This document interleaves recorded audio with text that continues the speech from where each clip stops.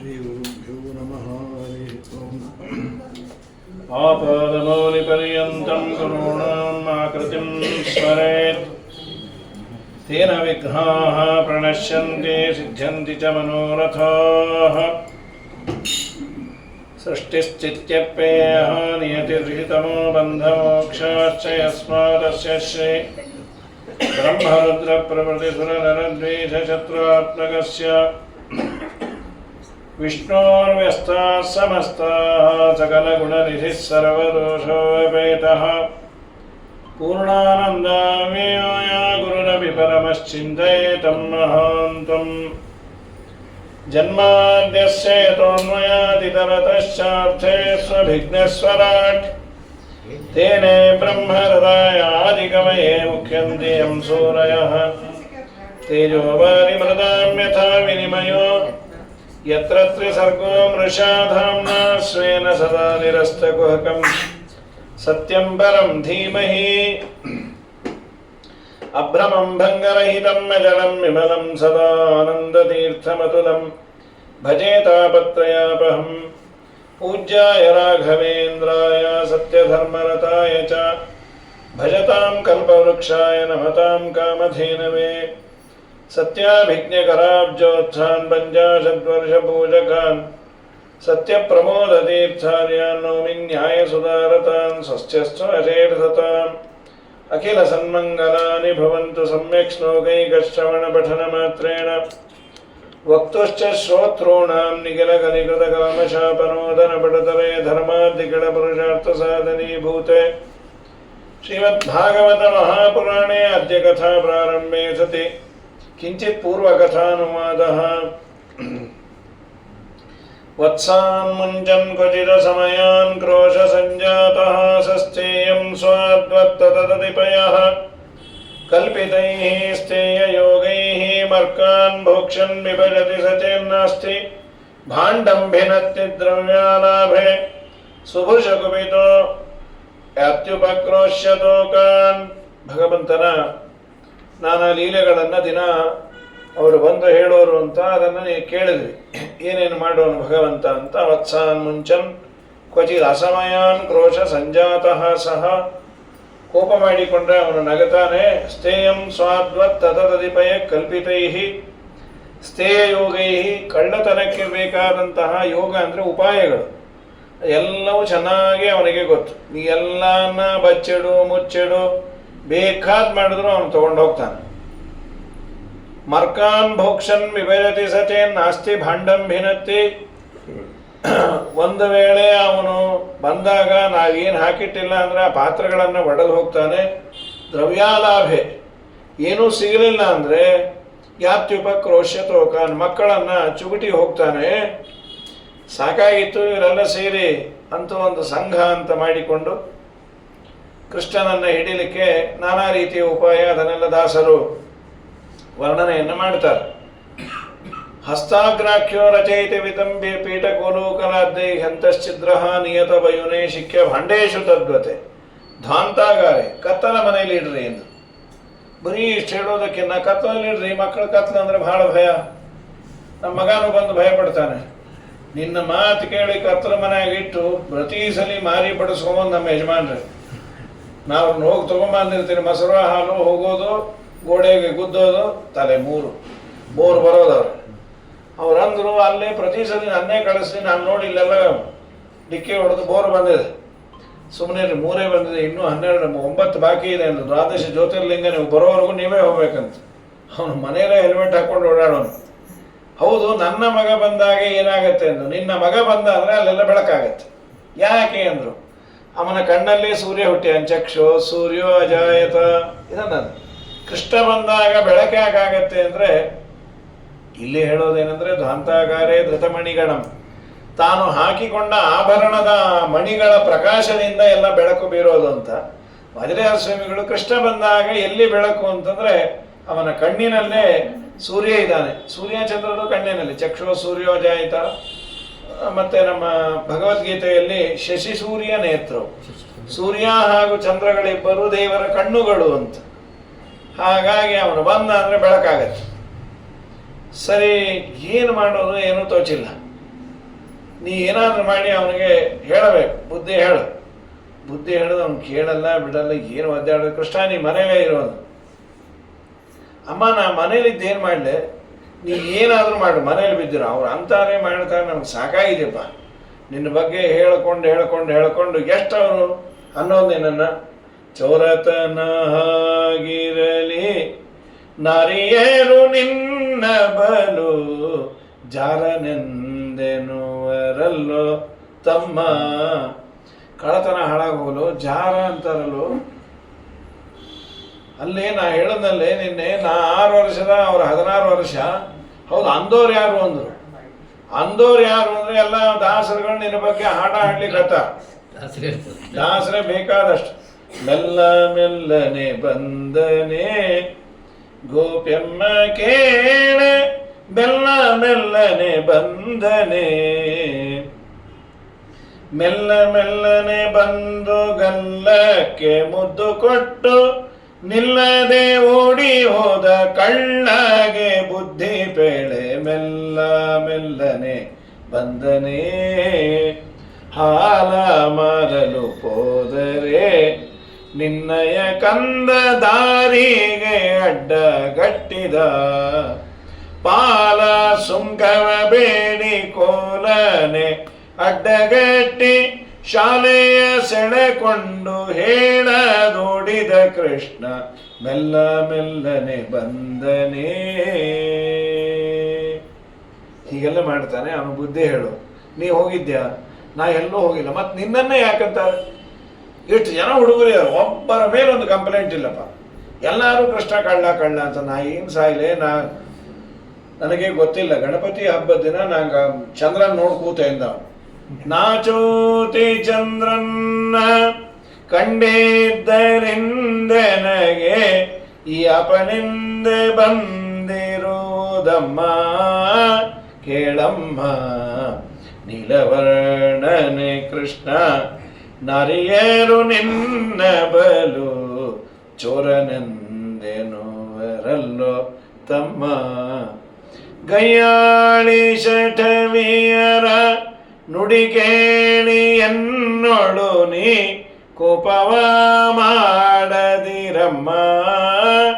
ಗೋಪ್ಯಮ್ಮ ಆಮನೆ ದೇವರಿಗೆ ಮೀಸಲಿಟ್ಟಿದ್ದ ಬೆಣ್ಣೆ ಮೆದ್ದು ಬಂದ್ಯಂತಲ್ಲೋ ತಮ್ಮ. ಸಾಮಾನ್ಯ ಹಿಂದೆಲ್ಲ ಈ ಮಾತಾಡೋರು ಹೀಗೆ ಎಲ್ಲ ಬಾಯಿಗೆ ಹಾಕೋತೀವಿ. ಸ್ವಲ್ಪ ಮಡಿವಂತರ ಮನೆ ಅದು ನೈವೇದ್ಯ ಆಗಿಲ್ಲ ಮುಟ್ಟಬೇಡ. ಮಕ್ಕಳು ಕೇಳೋ, ಅದು ತಿನ್ನೋ ಕಾಲಕ್ಕೆ ಕೇಳೋ ನೈವೇದ್ಯ ಆಗಿದೆಯಾ. ಈಗೇನು ತಮ್ಮದೇ ನೈವೇದ್ಯವೇ ನೈವೇದ್ಯ ಹಾಕೊಂಡೇ ಬಂದ್ಬಿಡ್ತಾರೆ. ಕೃಷ್ಣ ಬಂದಾಗ ಅದೇನೋ ತಗೊಳ್ಳಿಕ್ಕೆ ಹೋದೆ, ನೈವೇದ್ಯ ಆಗಿಲ್ಲಪ್ಪ. ಯಾರ ನೈವೇದ್ಯ? ದೇವ್ರ ನೈವೇದ್ಯ. ಹೌದಾ, ಚಲೋ ಆಯಿತು, ನಾನೇ ದೇವರು ಅಂತ ತಿಂದ ಹಾಕೊಂಡ. ಅವರೆಲ್ಲ ಅಂದ್ರೆ ಏನೇನು ನಿನ್ನ ಮಗ ನಾಸ್ತಿಕ, ನಾನೇ ದೇವರು ಅಂತಾನೆ. ವಾದಿರಾಜರಂದ್ರು ಅವನೇ ದೇವರು, ಅದಕ್ಕೆ ಅಂದಾನ ದೇವಿ ಪುತ್ರ ಸ್ತವದೇವ ಭಕ್ತ. ನಿನ್ನ ಮಗ ದೇವರ ಭಕ್ತ ಅಲ್ಲ, ಅವನೇ ದೇವರು ಅಂತಾನೆ.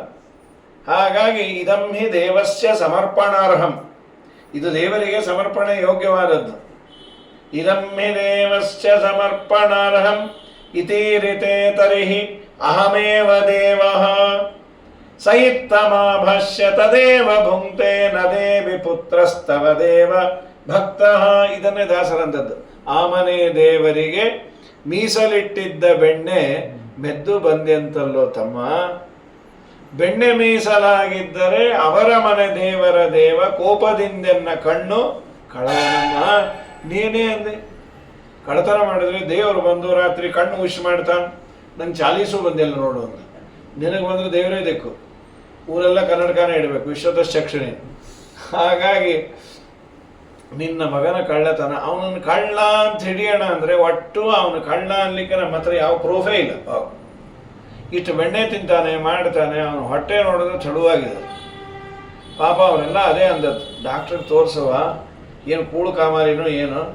ಈ ಕೂಳು ಕಾಮಾಲೆ ಅಂತ ಈಗ ಆ ರೋಗಗಳ ಹೆಸರೇ ಗೊತ್ತಿಲ್ಲ. ಅದು ಕೂಳು ಕಾಮಾಲೆ ಅಂದರೆ ಬಹಳ ತಿಂದರೂ ನೋಡ್ಲಿಕ್ಕೆ ಸಣ್ಣಗೆ ಇರ್ತಾರೆ. ಯಾಕೆ ಅಂದರೆ ತಿಂದದ್ದು ಆ ಜಾಟರಾಗ್ನಿ ಅರಗಿಸೋದಿಲ್ಲ ಅಂತ. ಇದು ಸುಧಾದಲ್ಲಿ ದೃಷ್ಟಾಂತ ಕೊಡ್ತಾರೆ ಟೀಕಾಕೃತ್ಪಾದರು. ನಮ್ಮ ನಿಮ್ಮ ಆರ್ಗನ್ ಏನಿದೆ, ತಿಂದಂತಹ ಆ ಅನ್ನ ಆಹಾರವನ್ನು ಅರಗಿಸುವ ಡೈಜೆಸ್ಟಿವ್ ಸಿಸ್ಟಮಲ್ಲಿ ಇಲ್ಲಿ ಶಾಸ್ತ್ರದಲ್ಲಿ ಹೇಳೋದು ಒಂದು ಅಗ್ನಿ, ವೈಶ್ವಾನರ ಅನ್ನೋ ಅಗ್ನಿ. ಅದು ಕೆಲಸ ಮಾಡದೆ ಅದು ಬೇರೆ ಕಡೆ ಹೋದರೆ ಇವನು ಚಲೋದ್ನಾಗ ತಗೋತಾನೆ ಇರ್ತಾನೆ, ಬಡಸೋರು ಸತ್ತೋಗ್ತಾರೆ, ಇವನು ತಣ್ಣಗೆ ಇರ್ತಾನೆ. ಅದು ಯಾಕೆಂದರೆ ಕೂಳು ಕಾಮಾಲೆ ಅಂತದು ಹಿಂದಿತ್ತು. ಈಗೇನಾದ್ರು ಮೆಡಿಕಲ್ ಫೀಲ್ಡಲ್ಲಿ ಏನು ಹೇಳ್ತಾರೋ ಗೊತ್ತಿಲ್ಲ. ಕೂಳು ಕಾಮಾಲೆ ಅಂತ ಹೇಳಿದ್ರೆ ಯಾವನು ಗೊತ್ತಾಗಬೇಕು. ಡಾಕ್ಟ್ರೇ ಕೂಳು ಕಾಮಾಲೆ ಆಗ ಏನು ಮಾಡಬೇಕು ಅಂದರೆ ನಾ ಕೇಳೇ ಇಲ್ಲಪ್ಪ ಅಂತಾನೆ. ನಿನ್ನ ಮಗನಿಗೆ ಏನಾದರೂ ರೋಗವ? ಯಾಕೆ ಅಂದರು, ತಿನ್ನೋದು ಅವನು ಒಬ್ಬೊಬ್ಬರ ಮನೆಯಲ್ಲಿ 10 kg ಬೆಣ್ಣೆ. ಈ ಲೆಕ್ಕ ಹಾಕಿದ್ರೆ ಮಿನಿಮಮ್ 100 ಮನೆ ಅಂದ್ರೆ ಏನಾಯ್ತೆ, 10 × 100 1000 kg ಬೆಣ್ಣೆ. ಅದು ತಿಂದ್ರೆ ಗತಿ ಏನದು? ಈ ನಮ್ಮನೆಯವರು ಫ್ಯಾಟ್ ಅಂಥೇಳಿ ಬೆಣ್ಣೆ ತಿನ್ನೋದು ಹಾಳಾಗಿ ಹೋಗಲಿ, ತರಲಿಕ್ಕೂ ಸಾಯ್ತಾರೆ. ಅವರೇ ಮತ್ತೆ ಸಣ್ಣಗಿಲ್ಲ, ಗೋಪಿ ಚಂದನ ತೆಕ್ಕೊಂಡು ಹಚ್ಕೋಬೇಕಾದ್ರೆ ಅವರೇ ಮುಗ್ಗುರಿಸೋರು. ಇಲ್ಲ ಅವ್ರ ಹೊಟ್ಟೆನೇ ಅಷ್ಟು ದೂರ ಇತ್ತು, ಈಗ ಹಚ್ಕೊಂಬರಂತ ಅಷ್ಟು ದೂರಕ್ಕೆ ಹೊಟ್ಟೆ. ಮತ್ತು ಆಚಮನ ಪಾತ್ರೆ ಎಲ್ಲಿ ಇಟ್ಕೊಂಬರೋದು? ಇಲ್ಲೇ ಇಟ್ಕೊಂಡ್ಬಿಡೋರು ಎದೆ ಮೇಲೆ. ಅದು ಈ ಟ್ರೈನಲ್ಲೋ ಏರೋಪ್ಲೇನಲ್ಲಿ ಬರುತ್ತಲ್ಲ, ಅದು ಮುಸರೆ ಪೀಠ, ಎಲ್ಲ ವ್ಯಾಸಪೀಠ ಇದ್ದಾಗ ಅದು ಮುಸರೆ ಪೀಠ. ಊರವ್ರು ಎಂದಿನೆಲ್ಲ ಅದಕ್ಕೆ ಯಾರೋ ಅಂದರು, ಸಗಣಿ ತೊಗೊಂಡು ಏರೋಪ್ಲೇನ್ ಒಳಗೆ ನಾವು ಒರೆಸ್ಕೊಂತೀನ್ರವ ಅಂತ. ಸಗಣಿಯಾಗಿ ಆಕಳನ್ನೇ ಕಟ್ಕೊಂಡು ಹೋಗ್ರಿ ಅಂತ ಬಿಡಬೇಕಲ್ಲ ಅವರು ಸಗಣಿ ತೊಗೊಂಡು. ಹಾಗಾಗಿ ನಮ್ಮ ಸ್ವಾಮಿ ಇಷ್ಟೆಲ್ಲ ಮಾಡ್ತಾನೆ. ಏನಾಗತ್ತೆ ಅವನ ಹೊಟ್ಟೆಯಲ್ಲೇನ ಕಿಮಸ್ಯ ಭೂತಾನಿ ವಸಂತಿ ಕುಕ್ಷೌ. ನಿನ್ನ ಮಗನ ಹೊಟ್ಟೆಯಲ್ಲಿ ಏನಾದರೂ ಭೂತ ಇದೆಯಾ? ವಾದಿರಾಜ ಅವನೇ ದೊಡ್ಡ ಭೂತ ಅಂತ. ಏಕೋ ವಿಷ್ಣುರ್ ಮಹದ್ಭೂತಂ ಪೃಥಗ್ಭೂತಾನ್ಯನೇಕಶಃ ತ್ರೀನ್ ಲೋಕಾನ್ ವ್ಯಾಪ್ಯ ಭೂತಾತ್ಮ ಭುಂಕ್ತೆ ವಿಶ್ವಭುಕ್. ಜಗತ್ತನ್ನೇ ನುಂಗೋ ಭೂತ ಅವನು. ಆವನ ಪಕ್ಷ ಬಲಕ್ಕೆದುರಿಲ್ಲ ಕೇಳಾವನ ಕುಕ್ಷಿಯೊಳಕ್ಕು ಜಗತ್ರಯ. ಅವನು ರಕ್ಷಿಪ ಶಿಕ್ಷಿಪನೋ ಮತ್ತಾವನು ಪಾವನನೋ. ಮತ್ತಾವನು ಪಾವನನೋ. ಅವನ ಶಿಕ್ಷೆಗೆ ಮಿಕ್ಕವರಿಲ್ಲ ಕೆಳಾವನುಪೇಕ್ಷೆಗೆ. ಕುಲಕ್ಷಯವೆನಿಪುದು ಅವನು ರುಕ್ರಮ ತ್ರಿವಿಕ್ರಮ ನೆನೆಸಿದ ದೇವನಿಗಾವಗೆಣೆ. ದೇವನಿಗಾವಗೆಣೆ. ನಾರಾಯಣನ ನೆನೆ ಮನವೇ ನಾರಾಯಣನ ನೆನೆ. ನಾರಾಯಣನ ಮನ್ನಿಸು ವರ್ಣಿಸು ಆರಾಧನೆಗಳ ಮಾಡುತ್ತ ಪಾಡುತ್ತ ನೀರಾಜನದಿಂದರ್ಚಿಸು ಮೆಚ್ಚಿಸು ಪಾರಾಯಣ ಪ್ರಿಯನ. ವೇದ ಪಾರಾಯಣ ಪ್ರಿಯನ. ಅವನ ಕುಕ್ಷಿಯೊಳಕ್ಕೂ ಜಗತ್ರಯ, ಇಡೀ ಜಗತ್ತನ್ನೇ ತನ್ನ ಉದರದಲ್ಲಿ ಇಟ್ಕೊಂಡ್ಯಾರ. ಉದರಂ ಚಿಂಚಮೀಶಸ್ಯ ತನುತ್ವೇಪಿ ಅಖಿಲಂಬರಂ. ಅಖಿಲ ಅಂಬರ ಅಂದರೆ ಆಕಾಶ ಮೊದಲಾದ ಸಮಸ್ತ ಪ್ರಪಂಚ ದೇವರ ಹೊಟ್ಟೆಯಲ್ಲಿದೆ. ಆದರೆ ಹೊಟ್ಟೆ ಎಷ್ಟದಪ್ಪ ಇದೆ? ತೆಳುವಾಗಿದೆ. ಉದರಂ ಚಿಂತ್ಯಮೀಶಸ್ಯ ತನುತ್ವೇಪಿ ಅಖಿಲಂಬರಂ ವಲಿತ್ರಯಾಂಕಿತಂ ನಿತ್ಯಂ ಉಪಗೂಢಂ ಶ್ರೇಯೈಕಯಾ ಅಂತ. ಈಗ ನಮ್ಮ ಸ್ವಾಮಿಯ ನಾನಾ ಲೀಲೆಗಳನ್ನೆಲ್ಲ ತಾಯಿಗೆ ಹೇಳಿ ಅವಳದು ಸಾಕಾಯ್ತು, ನೀ ಮನೇಲೇ ಇರು ಕೃಷ್ಣ ಅಂತ ಹೇಳಿ ಮನೇಲಿ ಇಟ್ಕೊಂಡು ಮನೆಯಲ್ಲಿ ಒಂದಿಟ್ಟು ಮಣ್ಣು ತಿಂದು ಕೂತ. ಯಾರೋ ಬಂದು ಹೇಳೋದು, ಕೃಷ್ಣ ಮಣ್ಣು ತಿಂದ. ಕೃಷ್ಣ ಬಾಯಲ್ಲಿ ಮಣ್ಣು ತಿಂದ್ಯಾ? ಅಮ್ಮ ಮಣ್ಣು ತಿಂದ್ರೆ ನಿಂಗೇನು ಅಂದ. ನಂಗೇನಲ್ಲೋ, ತಿಂದ್ಯೋ ಇಲ್ಲೋ ಹೇಳೋ. ಅಂತೂ ನೀವು ಹೊರಗೆ ಹೋದ್ರೆ ಮಣ್ಣು ತಿನ್ನಿಸ್ತೀವಿ, ಒಳಗಿದ್ರೆ ಮಣ್ಣೇ ತಿಂತೀವಿ. ತೆಗೆ ಬಾಯಿ. ಬಾಯಿ ತೆಗೆದ ಪುಟ್ಟ ಬಾಯಲ್ಲಿ ಇಡೀ ಬ್ರಹ್ಮಾಂಡವನ್ನೇ ತೋರಿಸ್ಬಿಟ್ಟು. ಅವಳಿಗೆ ಆಶ್ಚರ್ಯ, ಇದೇನು ಸ್ವಪ್ನಾನೋ ನಿಜಾನೋ? ನಮ್ಮ ನಿಮ್ಮ ಮಕ್ಕಳ ಬಾಯಲ್ಲಿ ನಾಲಿಗೆ ತೆಗೆದಾಗ 4 ಹಲ್ಲು, 1 ನಾಲಿಗೆ ಕಾಣ್ತವೆ, ಇನ್ನೇನು ಕಾಣಬೇಕು? ಈ ಬ್ರಹ್ಮಾಂಡ ಈಗೇನು ಟಿ ವಿ ನೋಡಿದ್ದೀವಿ, ಮತ್ತು ನಮ್ಮ ಫೋನಲ್ಲೇ ಎಲ್ಲ ಬರುತ್ತೆ, ಅದು ಆಶ್ಚರ್ಯ ಅಲ್ಲ. ಪುಟ್ಟ ಬಾಯಲ್ಲಿ ತಾಯಿಗೆ ಬಾಯೋಳು ಜಗವಾನೂ ತೋರಿದ. ಪುಟ್ಟ ಬಾಯಲ್ಲಿ ಬ್ರಹ್ಮಾಂಡ, ಅದು ದಶಾವರಣ ಸಹಿತವಾದ ಬ್ರಹ್ಮಾಂಡ. ಅದರಲ್ಲಿ ವಿಶೇಷ ಏನಂತ ಗೊತ್ತಾ, ಬ್ರಹ್ಮಾಂಡದ ಒಳಗೆ ಒಂದು ಗೋಕುಲ, ಅಲ್ಲಿ ಯಶೋದಮ್ಮ, ಅವಳು ಕೃಷ್ಣನನ್ನ ಬಾಯಿ ತೆಗೆಯಿಂದಾಗ ಅಲ್ಲೊಂದು ಕೃಷ್ಣ, ಆ ಕೃಷ್ಣ ಬಾಯಿ ತೆಗೆದೇನೆ, ಆ ಬಾಯಲ್ಲಿ ಮತ್ತೊಂದು, ಅಂದ್ರೆ ಈ ಮಿರರ್ ಇದು ಹೌಸ್ ಅಂತ ಇದರಲ್ಲೂ ಇದೆ ವಸಂತ ವಲ್ಲಭರ ದೇವಸ್ಥಾನ, ಅಲ್ಲಿ ಮಿರರ್ ಇದರಲ್ಲಿ 1000 ಕಾಣುತ್ತದೆ, ಒಂದರಲ್ಲೊಂದು. ಹಾಗೆ ಕೃಷ್ಣನ ಬಾಯಿಯೊಳಗೆ ಬ್ರಹ್ಮಾಂಡ, ಅದರಲ್ಲೊಂದು ಗೋಕುಲ, ಅದರಲ್ಲೊಂದು ಯಶೋದಮ್ಮ, ಅದರಲ್ಲಿ ಮತ್ತೊಂದು ಕೃಷ್ಣ, ಅಲ್ಲಿ ಬಾಯಿ ತೆಗೆದಾನೆ, ಅಲ್ಲೊಂದು ಯಶೋದಮ್ಮ. ಈ ಕಿಂ ಸ್ವಪ್ನ ಏತತ್ತುತ ದೇವಮಾಯ, ಈ ಸ್ವಪ್ನನೋ ಮಾಯಾನೋ, ಈ ಸಾಮಾನ್ಯ ಈ ಬ್ರಹ್ಮಾಂಡ ಕಾರ್ಯಕ್ರಮ ನೋಡೇ ನಮ್ಗೆ ಆಶ್ಚರ್ಯ ಆಗ್ತಾವ. ಅವನೊಬ್ಬ ಇದ್ದಾನೆ ಬ್ರಹ್ಮಾಂಡ ಗುರೂಜಿ ಟಪ ನಡೆಸ್ಕೊಡ್ತಾನಲ್ಲ ಕಾರ್ಯಕ್ರಮ, ಅವನು ಹೇಳೋ ಸೊಲ್ಯೂಷನ್ನು, ಅವನು ಭಾಷಾ, ದೇವರೇ ಇದಕ್ಕೆ ಎಲ್ಲರಿಗೂ ಶನಿ ಕಾಟ ಕೊಟ್ಟರೆ ಶನಿಗೆ ಇವನು ಕಾಟ ಕೊಡ್ತಾನೆ. ಹಾಗಾಗಿ ಪ್ರಕೃತದಲ್ಲಿ ಇದೇನಿದು ಸ್ವಪ್ನನೋ ನಿಜಾನೋ, ತನ್ನ ಮೇಲೆ ತನಗೆ ನಂಬಿಕೆನೇ ಹೋಯ್ತು. ಕೆಲವೊಮ್ಮೆ ಆಗ್ತಾವ, ನಮ್ಮ ಮೇಲೆ ನಾವು ನಂಬಿಕೆ ಹೋಗತ್ತಿ. ಕಾಲು ಜೋಮ್ ಹಿಡಿದಾಗ ಇಲ್ಲೆಲ್ಲ ವಾಸಿರಿ ಉತ್ತರದಲ್ಲಿ ಬಹಳ ಥಂಡಿ ಇರುತ್ತೆ, ಇವು ಇನ್ನೂ ಸ್ವಲ್ಪ ಥಂಡಿ ಇರುತ್ತೆ, ಅಲ್ಲೆಲ್ಲ ಮತ್ತೆ ಏಪ್ರಿಲ್ ಮೇನಲ್ಲಿ ಬೇಸಿಗೆ ಶುರು ಆಗೋದು, ಈಗ ಒಂಚೂರು ವಾಸಿ. ಅಲ್ಲೆಲ್ಲ ಪುರಾಣ ಕೇಳ್ತಾ ಥಂಡ ಕೂತಿದ್ರು, 8 ಡಿಗ್ರಿ, ಕಾಲು ಜೋಮ್ ಹಿಡಿದಿತ್ತು, ಚುಗುಟ್ಕೊಂಡ್ರೆ ಬಿಡ್ತಾ ಬಂದರು. ಅವ್ರ ಆಚಾರ ಮುಖ ನೋಡ್ತಾ ಚುಗುಟೋದು, ನೋಡಿದ್ರೆ ಪಕ್ಕದವ್ರ ಕಾಲದು. ಈ ಜೋಮ್ ಹಿಡಿದಾಗ ನಮ್ದು ಯಾವುದು, ಮಂದಿದು ಯಾವುದು, ಯಾರು ಅವ್ರಿಗೆ ಜೋಮ್ ಹಿಡಿದಿಲ್ಲ. ಇರೋದು ನಿಮ್ಮ ಕೈ ಮುರಿದೋಗ ಯಾಕೆ ಚುಗುಟ್ತಾ ಇದ್ದೀರಿ, ನನ್ನ ಕಾಲು ನಾನು ಚುಗುಟ್ಕೊಂಡ್ರೆ ನಿಮಗೇನು ಅಂದ್ರು, ಮೊದಲು ನೋಡ್ರಿ ಯಾರು ಚುಗುಟ್ತಾ ಇದ್ದೀರಿ ಅಂತ ಹೇಳಿ. ಓ ಸಾರಿ, ಸೆನ್ಸೇಷನ್ ಇಲ್ಲಲ್ಲ, ನೀವು ನಮಗೆ ಚುಗುಟ್ಬಿಡ್ರಿ, ಮುಯ್ಯಕ್ಕೆ ಮುಯ್ಯ ತೀರಿತು ಅಂದರು. ಇದೇ ಮರದ ಬಾಗಿಲನ ಅರ್ಶನ ಕುಂಕುಮಾನ, ನಿಮಗೆ ನಾವು ಚೌಟು, ನೀವು ಚೌಟು. ಹಾಗಾಗಿ ಕಿಂ ಸ್ವಪ್ನ ಏತತ್ತು ತದೇವ ಮಾಯಾ ಕಿಂಬಾ ಮದೀಯೋ ಬತ ಬುದ್ಧಿ ಭೇದ. ವಾದಿರಾಜರಂದ್ರು, ತಿಂದದ್ದು ಇಷ್ಟು ಮಣ್ಣು, ತೋರಿಸಿದ್ದು ಬ್ರಹ್ಮಾಂಡ, ಇದರ ಹಿಂದೆ ಕೊಟ್ಟ ಸಂದೇಶ ಏನು? ರಾಜರಂತಾರೆ, ಅಹಂ ಸುಪಾತ್ರೇ ರಸಯ ಪ್ರದತ್ತ ಸಹಸ್ರಧಾಸೋ ಫಲಿತೇತಿ ಮನ್ನೆ. ಭಕ್ತಿಯಿಂದ ಭಗವಂತನಿಗೆ ಏನಾದರೂ ಅರ್ಪಿಸಿದರೆ ವಾಪಸ್ಸು ಬರುವ ಪುಣ್ಯ ಎಷ್ಟು ಅಂತಂದರೆ ಪದಾರ್ಥದ ಮೇಲೆ ಅದು ಡಿಪೆಂಡ್ ಆಗಲ್ಲಂತೆ, ಪದಾರ್ಥದ ಹಿಂದಿರುವ ಭಾವನೆಯ ಮೇಲೆ ಡಿಪೆಂಡ್ ಆಗತ್ತಂತೆ. ನೀನು ದಾರಿದ್ರೆ ಇದ್ರೆ ಚಿಕ್ಕದೇ ಕೊಟ್ಟಿರೋ ಅಡ್ಡಿ ಇಲ್ಲ, ಆದರೆ ಭಾವನೆ ಸ್ವಾಮಿ ನಂದೇನದು ನಿಂದೇ ಇದೆಲ್ಲ ಅನ್ನೋ ಅನುಸಂಧಾನ ಮಾಡಿ ಕೊಟ್ಟಿದ್ರೆ ಅದಕ್ಕೆ ವಾಪಸ್ಸು ದೇವರು ಕೊಡೋ ಪುಣ್ಯ ಎಷ್ಟು ಅಂದರೆ ಬ್ರಹ್ಮಾಂಡದಷ್ಟು. ಭೂದೇವಿ ಒಂದು ಹಿಡಿ ಮಣ್ಣನ್ನು ತೆಗೆದು ಬೇಸನ್ನುಂಡೆ ಮಾಡಿ, ಸ್ವಾಮಿ ನನ್ನ ಹತ್ರ ಏನು ಕೊಡ್ಲಿಕ್ಕಿಲ್ಲೋ, ಮಣ್ಣು ನೀನೇ ಸೃಷ್ಟಿ ಮಾಡಿದ್ದು, ನಿನಗೆ ಕೊಡ್ತಾ ಇದ್ದೀನಿ ಅಂಥೇಳಿ ಇಷ್ಟು ಮಣ್ಣು ಕೊಟ್ಟು ಆ ದೇವರು ಬಾಯಲ್ಲಿ ಅದನ್ನು ಹಾಕೊಂಡದ್ದಕ್ಕೆ ಆ ಭೂದೇವಿಯ ಭಕ್ತಿಗೆ ಮೆಚ್ಚಿ ದೇವರು ಕೊಟ್ಟ ಪುಣ್ಯ ಎಷ್ಟು ಅಂದರೆ ಬ್ರಹ್ಮಾಂಡದಷ್ಟಂತೆ. ಅಹಂ ಸುಪಾತ್ರೆ ರಸಯ ಪ್ರದತ್ತ, ರಸಾದೇವಿ ಅಂದರೆ ಭೂದೇವಿ, ಅವಳು ಕೊಟ್ಟ ಮಣ್ಣಿನ ಹೆಂಟೆಗೆ ದೇವರು ಕೊಟ್ಟ ಪುಣ್ಯ ಎಷ್ಟು ಅಂದರೆ ಬ್ರಹ್ಮಾಂಡದಷ್ಟು. ಅದಕ್ಕೆ ಕೊಡುವ ಸಂದರ್ಭದಲ್ಲಿ ಅನುಸಂಧಾನ ಇರಲಿ, ಸ್ವಾಮಿ ಕೊಟ್ಟದ್ದನ್ನು ನಾವು ಕೊಡೋಣ. ಅಹಂಕರ್ತ ಹರಿಕರ್ತ, ನೀನೇ ಇದರಿಂದ ಮಾಡಿಸೋದು, ನೀನು ಒಳಗೆ ನಿಂತು ನೀನೇ ಮಾಡಿ ನೀನೇ ಅದರ ಫಲವನ್ನು ನನಗೆ ನನ್ನ ಯೋಗ್ಯತಾನುಸಾರ ಕೊಡ್ತೀಯ ಅಷ್ಟೇ, ಮಾಡಿದವನು ಯಾರು ಅಂದರೆ ನೀನೇ ಅಂತ. ಈ ಅನುಸಂಧಾನ ಕೊಡಬೇಕಾದ್ರೆ ಅನುಸಂಧಾನ ಇದ್ದರೆ ತುಂಬ ಪುಣ್ಯ ಉಂಟು ಅಂತ.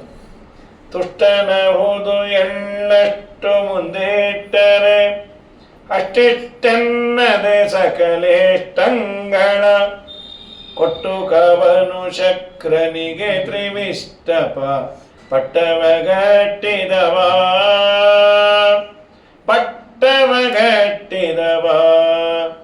ನಿಷ್ಠುರನಲ್ಲ ವಿಶಿಷ್ಟರಿಗೊಲಿದಿಹ ದುಷ್ಟರ ತರಿದಟ್ಟಿದ ಜಗಜಟ್ಟಿ ಅರಿಷ್ಟ ಮುಟ್ಟಿಕಾದ್ಯರ ಹುಡುಗಟ್ಟಿದ ವಿಠ್ಠಲ ಬಲುದಿಟ್ಟ, ನಮ್ಮ ವಿಠ್ಠಲ ಬಲುದಿಟ್ಟ. ನಾರಾಯಣನ ನೆನೆ ಮನವೇ ನಾರಾಯಣನ ನೆನೆ. ತುಷ್ಟನಹುದು ಎಳ್ಳಷ್ಟು ಮುಂದಿಟ್ಟರೆ. ಹೀಗೆ ನಮ್ಮ ಸ್ವಾಮಿ ಮಾಡಿದ ಚೇಷ್ಟೆಯ ಹಿಂದೆ ತನ್ನ ವಿಚಿತ್ರವಾದ ಅದ್ಭುತವಾದ ಸಂದೇಶವನ್ನು ಕೊಟ್ಟ. ಅದನ್ನು ವಾದಿರಾಜರು ತುಂಬ ಚೆನ್ನಾಗಿ ವಿವರಣೆ ಮಾಡಿ ತೋರಿಸ್ತಾರೆ. ಇದಾದ ಮೇಲೆ ಕೃಷ್ಣನನ್ನು ಮನೆಯಲ್ಲೇ ಇಟ್ಕೊಂಡಿದ್ದು ಏಕದಾ ಗೃಹದಾಸೀಷು ಯಶೋದಾನಂದಗೇಹಿನಿ ಕರ್ಮಾಂತರ ನಿಯುಕ್ತಾಸು ನಿರ್ಮಮಂತ ಸ್ವಯಂ ದಧಿ. ಮೊಸರು ಕಡಿತಾ ಇದ್ದಾಳೆ ಯಶೋಧ. ಆ ಮೊಸರು ಕಡಿಯೋ ಸಂದರ್ಭದಲ್ಲಿ ಕೃಷ್ಣ ಬಂದ ಅಂತ ಭಾಗವತ ವರ್ಣನೆ ಮಾಡಿತು. ಕೃಷ್ಣ ಬಂದವನೇ ಹಸಿವು ಅಂದ. ಅಮ್ಮ ಹಸಿವಾಗಿದೆ, ನಂಗೇನಾದರೂ ಕೊಡು. ಏನು ಕೊಡೋದು? ತೊಡೆಯ ಮೇಲೆ ಹಾಕಿಕೊಂಡು ಸ್ತನ್ಯಪಾನವನ್ನು ಮಾಡಿಸ್ತೇನೆ ಅಂತ ತೊಡೆಯ ಮೇಲೆ ಮಲಗಿಸಿಕೊಂಡು ಆಡ. ಕೃಷ್ಣ ಏನು ಮಾಡಿದ, ಅವನಿನ್ನೂ ತೃಪ್ತನಾಗಿಲ್ಲ. ಅಷ್ಟರಲ್ಲಿ ಅಲ್ಲಿ ಹಾಲು ಉಕ್ತಾ ಇತ್ತು. ಆ ಹಾಲು ಉಕ್ಕತ್ತೆ ಅಂತ ಓಡಿ ಹೋಗಿ ಕೃಷ್ಣನ ಕೆಳಗೆ ಕೂಕುದು ಅಲ್ಲಿ ಓಡಿಬಿಟ್ರು. ಕೃಷ್ಣ ಅಂದ, ಅಲ್ಲೇ ನಾನು ಕ್ಷೀರಸಾಗರದ ಓನರು, ನಿನ್ನ ತೊಡೆ ಮೇಲೆ ಬರಲಿಕ್ಕೆ ಎಷ್ಟು ಜನ್ಮದ ಪುಣ್ಯ ಬೇಕು, ನನಗಿಂತ ನಿನಗೆ 1 ಲೀಟ್ರ್ ಹಾಲು ಹೆಚ್ಚಾಯ್ತಲ್ಲ, ಕ್ಯಾ ಹಾಲು ಹೇ ಅಂದ ದೇವರು. ಏನಿದು ಮೂರ್ಖತನ ನಿಂದು? ಇದು ಒಂದು ಇಲ್ಲಿ ರಾಜರ ಅದ್ಭುತದ ಚಿಂತನೆ, ಆ ಪ್ರಮೇಯ ಹುಡುಕೋದು ಏನು ಅದ್ಭುತ. ಕೃಷ್ಣ ಒಲಿದು ಬಂದು ತೊಡೆಯ ಮೇಲೆ ಮಲಗಿ ಹಾಲು ಕುಡಿಬೇಕಾದ್ರೆ ಏನು ಹುಡುಗಾಟವ ಅದು? ಸರ್ವೋತ್ತಮನಾದ ದೇವರು ತೊಡೆ ಮೇಲೆ ಬರಬೇಕು ಅಂದರೆ ಎಂಥ ಭಾಗ್ಯ ಇರಬೇಕು, ಏನು ಪುಣ್ಯ ಮಾಡಿದ್ಲು ಅವಳು. ಅದರಂತಾರೆ ಜ್ಞಾನ ಭಕ್ತಿ ವೈರಾಗ್ಯಗಳು ಅವಳಿಗೆ ಇತ್ತು, ಅದಕ್ಕೆ ಕೃಷ್ಣ ಬಂದ. ಕೃಷ್ಣ ಬಂದಿದ್ದರಿಂದ ನೀವು ಜ್ಞಾನ ಭಕ್ತಿ ವೈರಾಗ್ಯ ಇದೆ ಅಂತ ಊಹಾ ಮಾಡ್ತಿರೋ, ಅಥವಾ ಜ್ಞಾನ ಭಕ್ತಿ ವೈರಾಗ್ಯ ಇದ್ದದ್ದರಿಂದಲೇ ಕೃಷ್ಣ ಬಂದ ಅಂತ ಏನಾದರೂ ಪ್ರಮಾಣ ಕೊಡ್ತಿರೋ? ಅದರ ಸ್ವಾಮಿಗಳಂದ್ರೆ ಊಹಾ ಅಲ್ಲ, ಜ್ಞಾನ ಭಕ್ತಿ ವೈರಾಗ್ಯ ಇತ್ತು ಅಂತ. ಅದು ನಿಮಗೆ ಗೊತ್ತು? ಒಳ್ಳೆ ಮೆಸೇಜ್ ಹಾಕಿದ್ಲೆ ಯಶೋದಮ್ಮ. ಅದರಂತಾರೆ ಭಾಗವತ ನೋಡ್ರಿ ಅಂತ. ಭಾಗವತದಲ್ಲಿ ಯಾವ ಶ್ಲೋಕ ನೋಡಿದರೂ ಜ್ಞಾನ ಭಕ್ತಿ ವೈರಾಗ್ಯ ಇತ್ತು ಅನ್ನುವ ಮಾತಿಲ್ಲ, ಇದರ ಪೂರ್ವಭಾವಿ ಶ್ಲೋಕಗಳು. ಆದರೆ ರಾಜರಂತಾರೆ ಜ್ಞಾನ ಭಕ್ತಿ ವೈರಾಗ್ಯ ಇತ್ತು ಅಂತ ಡೈರೆಕ್ಟ್ ಆಗಿ ವೇದವ್ಯಾಸ ದೇವರು ಹೇಳೋದಿಲ್ಲ. ಅಲ್ಲಿ ಆದ ಪ್ರೋಸೆಸ್ಸನ್ನು ನೋಡಿ ನೀವೇ ಊಹಾ ಮಾಡ್ರಿ ಅಂತಾರೆ. ಏನಾಯಿತು? ಕ್ಷೌಮಂ ಮಾಸ ಪೃಥು ಕಟಿ ತಟಿ ಪ್ರಸಂಗವನ್ನು ವರ್ಣನೆ ಮಾಡುತ್ತೆ. ಹೇಗಿತ್ತು ಅಂತ. ಕ್ಷೌಮಂ ಮಾಸಃ ರೇಷ್ಮೆ ಸೀರೆಯನ್ನು ಉಟ್ಟು ಪೃಥುಕಟಿ ತಟಿ ಬಿಭ್ರತಿ ಸೂತ್ರನದ್ದಂ ಪುತ್ರ ಸ್ನೇಹಾತ್, ಕಡಗೋಲಿನಿಂದ ಹಾಲನ್ನ ಕಡಿಬೇಕು. ಹಿಂದೆಲ್ಲ ಹಗ್ಗ ಇರೋದಲ್ಲ, ಹಗ್ಗದಿಂದ ಎಳಿತಾ ಇದ್ದಾಳೆ. ಇದು ಪ್ರೋಸೆಸ್. ಅಲ್ಲಿ ಏನಾಗಿತ್ತು ಅಂದರೆ ಸುಮ್ಮನೆ ಪ್ರಾಯ ಇದು ಎಲ್ಲರ ಮನೆಯಲ್ಲಿದ್ದ ಈ ಪದ್ಧತಿನೇ ಹೀಗಿತ್ತು. ಹೆಣ್ಣು ಮಕ್ಕಳು ಮನೆಯ ಕೆಲಸವನ್ನು ಮಾಡಬೇಕಾದ್ರೆ ಸುಮ್ಮನೆ ಮಾಡ್ತಿರಲಿಲ್ಲ. ಬಾಯಲ್ಲಿ ಒಂದಲ್ಲ ಒಂದು ಹರಿನಾಮವನ್ನ ಸಂಕೀರ್ತನೆಯನ್ನ ಮಾಡ್ತಾನೇ ಮನೆ ಕೆಲಸ ಮಾಡೋರು. ಇದರಿಂದ ಮನೆಯಲ್ಲಿ ಒಂದು ಮಂಗಲವೂ ಹೌದು, ಇನ್ನೊಂದು ಕೇಳಿ ಕೇಳಿ ಮಕ್ಕಳಿಗೆ ಎಷ್ಟೋ ಹಾಡುಗಳು ಬಂದಿರೋದು. ಎಲ್ಲವೆಲ್ಲ ಗಟ್ಟು ಮಾಡೋದೇ ಇಲ್ಲ. ಅಮ್ಮ ಹೇಳಿದ್ದನ್ನು ಕೇಳಿ ಕೇಳಿ ಕೇಳಿ ಕಲಿತದ್ದೇ ಬಹಳ. ಪ್ರಾಯ ಮನೆಗಳಲ್ಲೂ ಬೆಳಗ್ಗೆ ಎದ್ದ ಕೂಡಲೇ ಸುಧಾಮ ಚರಿತ್ರೆ, ಗಜೇಂದ್ರ ಮೋಕ್ಷ, ಅದ ಲಕ್ಷ್ಮೀ ಶೋಭಾನ, ಆಮೇಲೆ ವೈಕುಂಠ ಪತಿತಾನು ವೈಕುಂಠವನ್ನು ಬಿಟ್ಟು ವೆಂಕಟಾದ್ರಿಗೆ ಹೋಗಿ ಶ್ರೀಕಾಂತ ನಿಂತ, ಈ ಎಲ್ಲ ಹಾಡುಗಳು ನಮ್ಮ ವೈಯಕ್ತಿಕವಾದದ್ದೇ ಹೇಳಬೇಕು ಅಂದರೆ ಇದು ಕಲಿತು ನೋಡಿದ್ದಲ್ಲ, ಕೇಳಿ ಕೇಳಿ ತಾನಾಗೆ ಬಂದಿದ್ದು. ಆಮೇಲೆ ಅದನ್ನು ಸರಿ ಮಾಡಿಕೊಂಡಿದ್ದು. ಪುಸ್ತಕ ನೋಡಿ ಹೇಳಬೇಕಲ್ಲ ಅಂತ ಮಂದಿಗೆ ಕೇಳಿ ಕೇಳಿ ಬಂದದ್ದು. ಮತ್ತು ಸಣ್ಣ ವಯಸ್ಸಿನ ಮಕ್ಕಳಿಗೆ ಹೇಳಿಕೊಡೋದಕ್ಕಿಂತ ಕೇಳಿ ಬರೋದು ತುಂಬ ಜಾಸ್ತಿ. ಆ ವಯಸ್ಸಿನಲ್ಲಿ ಅವ್ರಿಗೆ ನಾವು ನೀನೇ ನೋಡ್ಕೊಂಡು ಓದು ಅಂದರೆ ಅವಕ್ಕೆ ಬರೋದಿಲ್ಲ. ಕೇಳ್ತಾ ಕೇಳ್ತಾ ಕೇಳ್ತಾ ಬರ್ತಾ ಇರುತ್ತೆ. ಸೊ ಅವಳು ಸ್ತೋತ್ರವನ್ನು ಬಾಯಿಯಿಂದ ಮಾಡ್ತಾ ಇದ್ದಾಳೆ. ಕೃಷ್ಣನ ಗಾನವನ್ನು ಮಾಡ್ತಾ ಮೊಸರು ಕಡಿತಾಳೆ. ಗಾನ ಮಾಡಿದ್ಲು.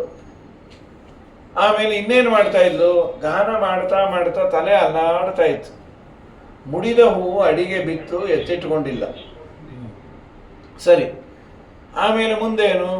ಮೈಯೆಲ್ಲ ಬೆವತಿದೆ, ನೀರು ಕಣ್ಣಿನಿಂದ ಸುರಿತಾ ಇದೆ. ಇಷ್ಟು ಭಾಗವತ ಹೇಳಿದ್ದು. ಇದು ಕೇಳಿದ ಕೂಡಲೇ ನನಗನ್ನಿಸ್ತು ಜ್ಞಾನ ಭಕ್ತಿ ವೈರಾಗ್ಯ ಇದೆ ಅಂದರು ವಾದಿರಾಜರು.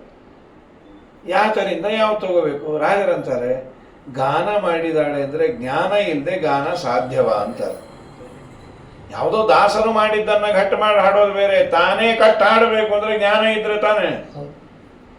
ಇನ್ನೂ ದಾಸರ ಅವತಾರವೇ ಆಗಿಲ್ಲ. ಹಾಗಾಗಿ ಕೃಷ್ಣನ ಗೀತೆಗಳನ್ನು ಗಾನ ಮಾಡಿದಾಳೆ ಅಂದರೆ ತಾನೇ ಕಟ್ಟಿ ಹಾಡಿದ್ದರಿಂದ ಜ್ಞಾನ ಇದೆ ಅಂತ ಗೊತ್ತಾಯ್ತು. ಓಕೆ, ಜ್ಞಾನ ಇದೆ ಅಂತ ಗೊತ್ತಾಯ್ತು. ಭಕ್ತಿ ಇದೆ ಅಂತ ಹೇಗೆ ಗೊತ್ತಾಯ್ತು? ಕಣ್ಣಿನಲ್ಲಿ ಆನಂದ ಬಾಷ್ಪ ಬೀಳ್ತಾ ಇದೆಯಲ್ಲ, ಅದೇ ಭಕ್ತಿಯ ಅಕ್ನಾಲೆಜ್ಮೆಂಟ್. ನೇತ್ರೇ ಜಲಂ ಗಾತ್ರ ರುಹೇಶು ಹರ್ಷಃ. ನೇತ್ರದಲ್ಲಿ ಜಲ, ಗಾತ್ರ ರುಹ, ಮೈಮೇಲಿನ ಕೂದಲುಗಳು ನಿಗರಿ ನಿಂತರೆ ಹೃದಯ ಕರಗುವ ಹೃದಯ ಅಂತ. ನೇತ್ರೇ ಜಲಂ.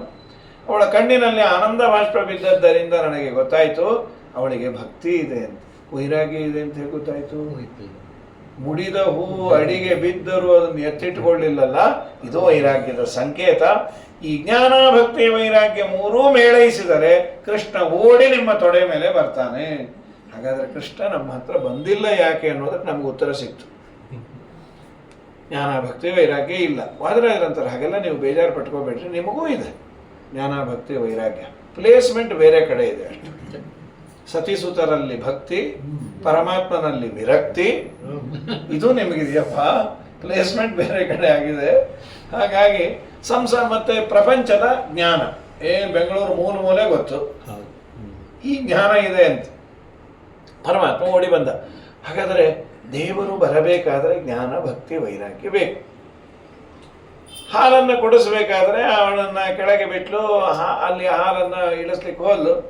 ಕೃಷ್ಣನಿಗೆ ತುಂಬ ಬೇಸರ ಆಯಿತು. ಛೇ, ಎಂಥ ದುರಂತ ಹೇಳುದು, ನನಗೆ ಹಸಿವಲ್ಲ, ಇವಳು ಭಾಗ್ಯವನ್ನು ಬಿಟ್ಕೊಂಡ್ಲೆ.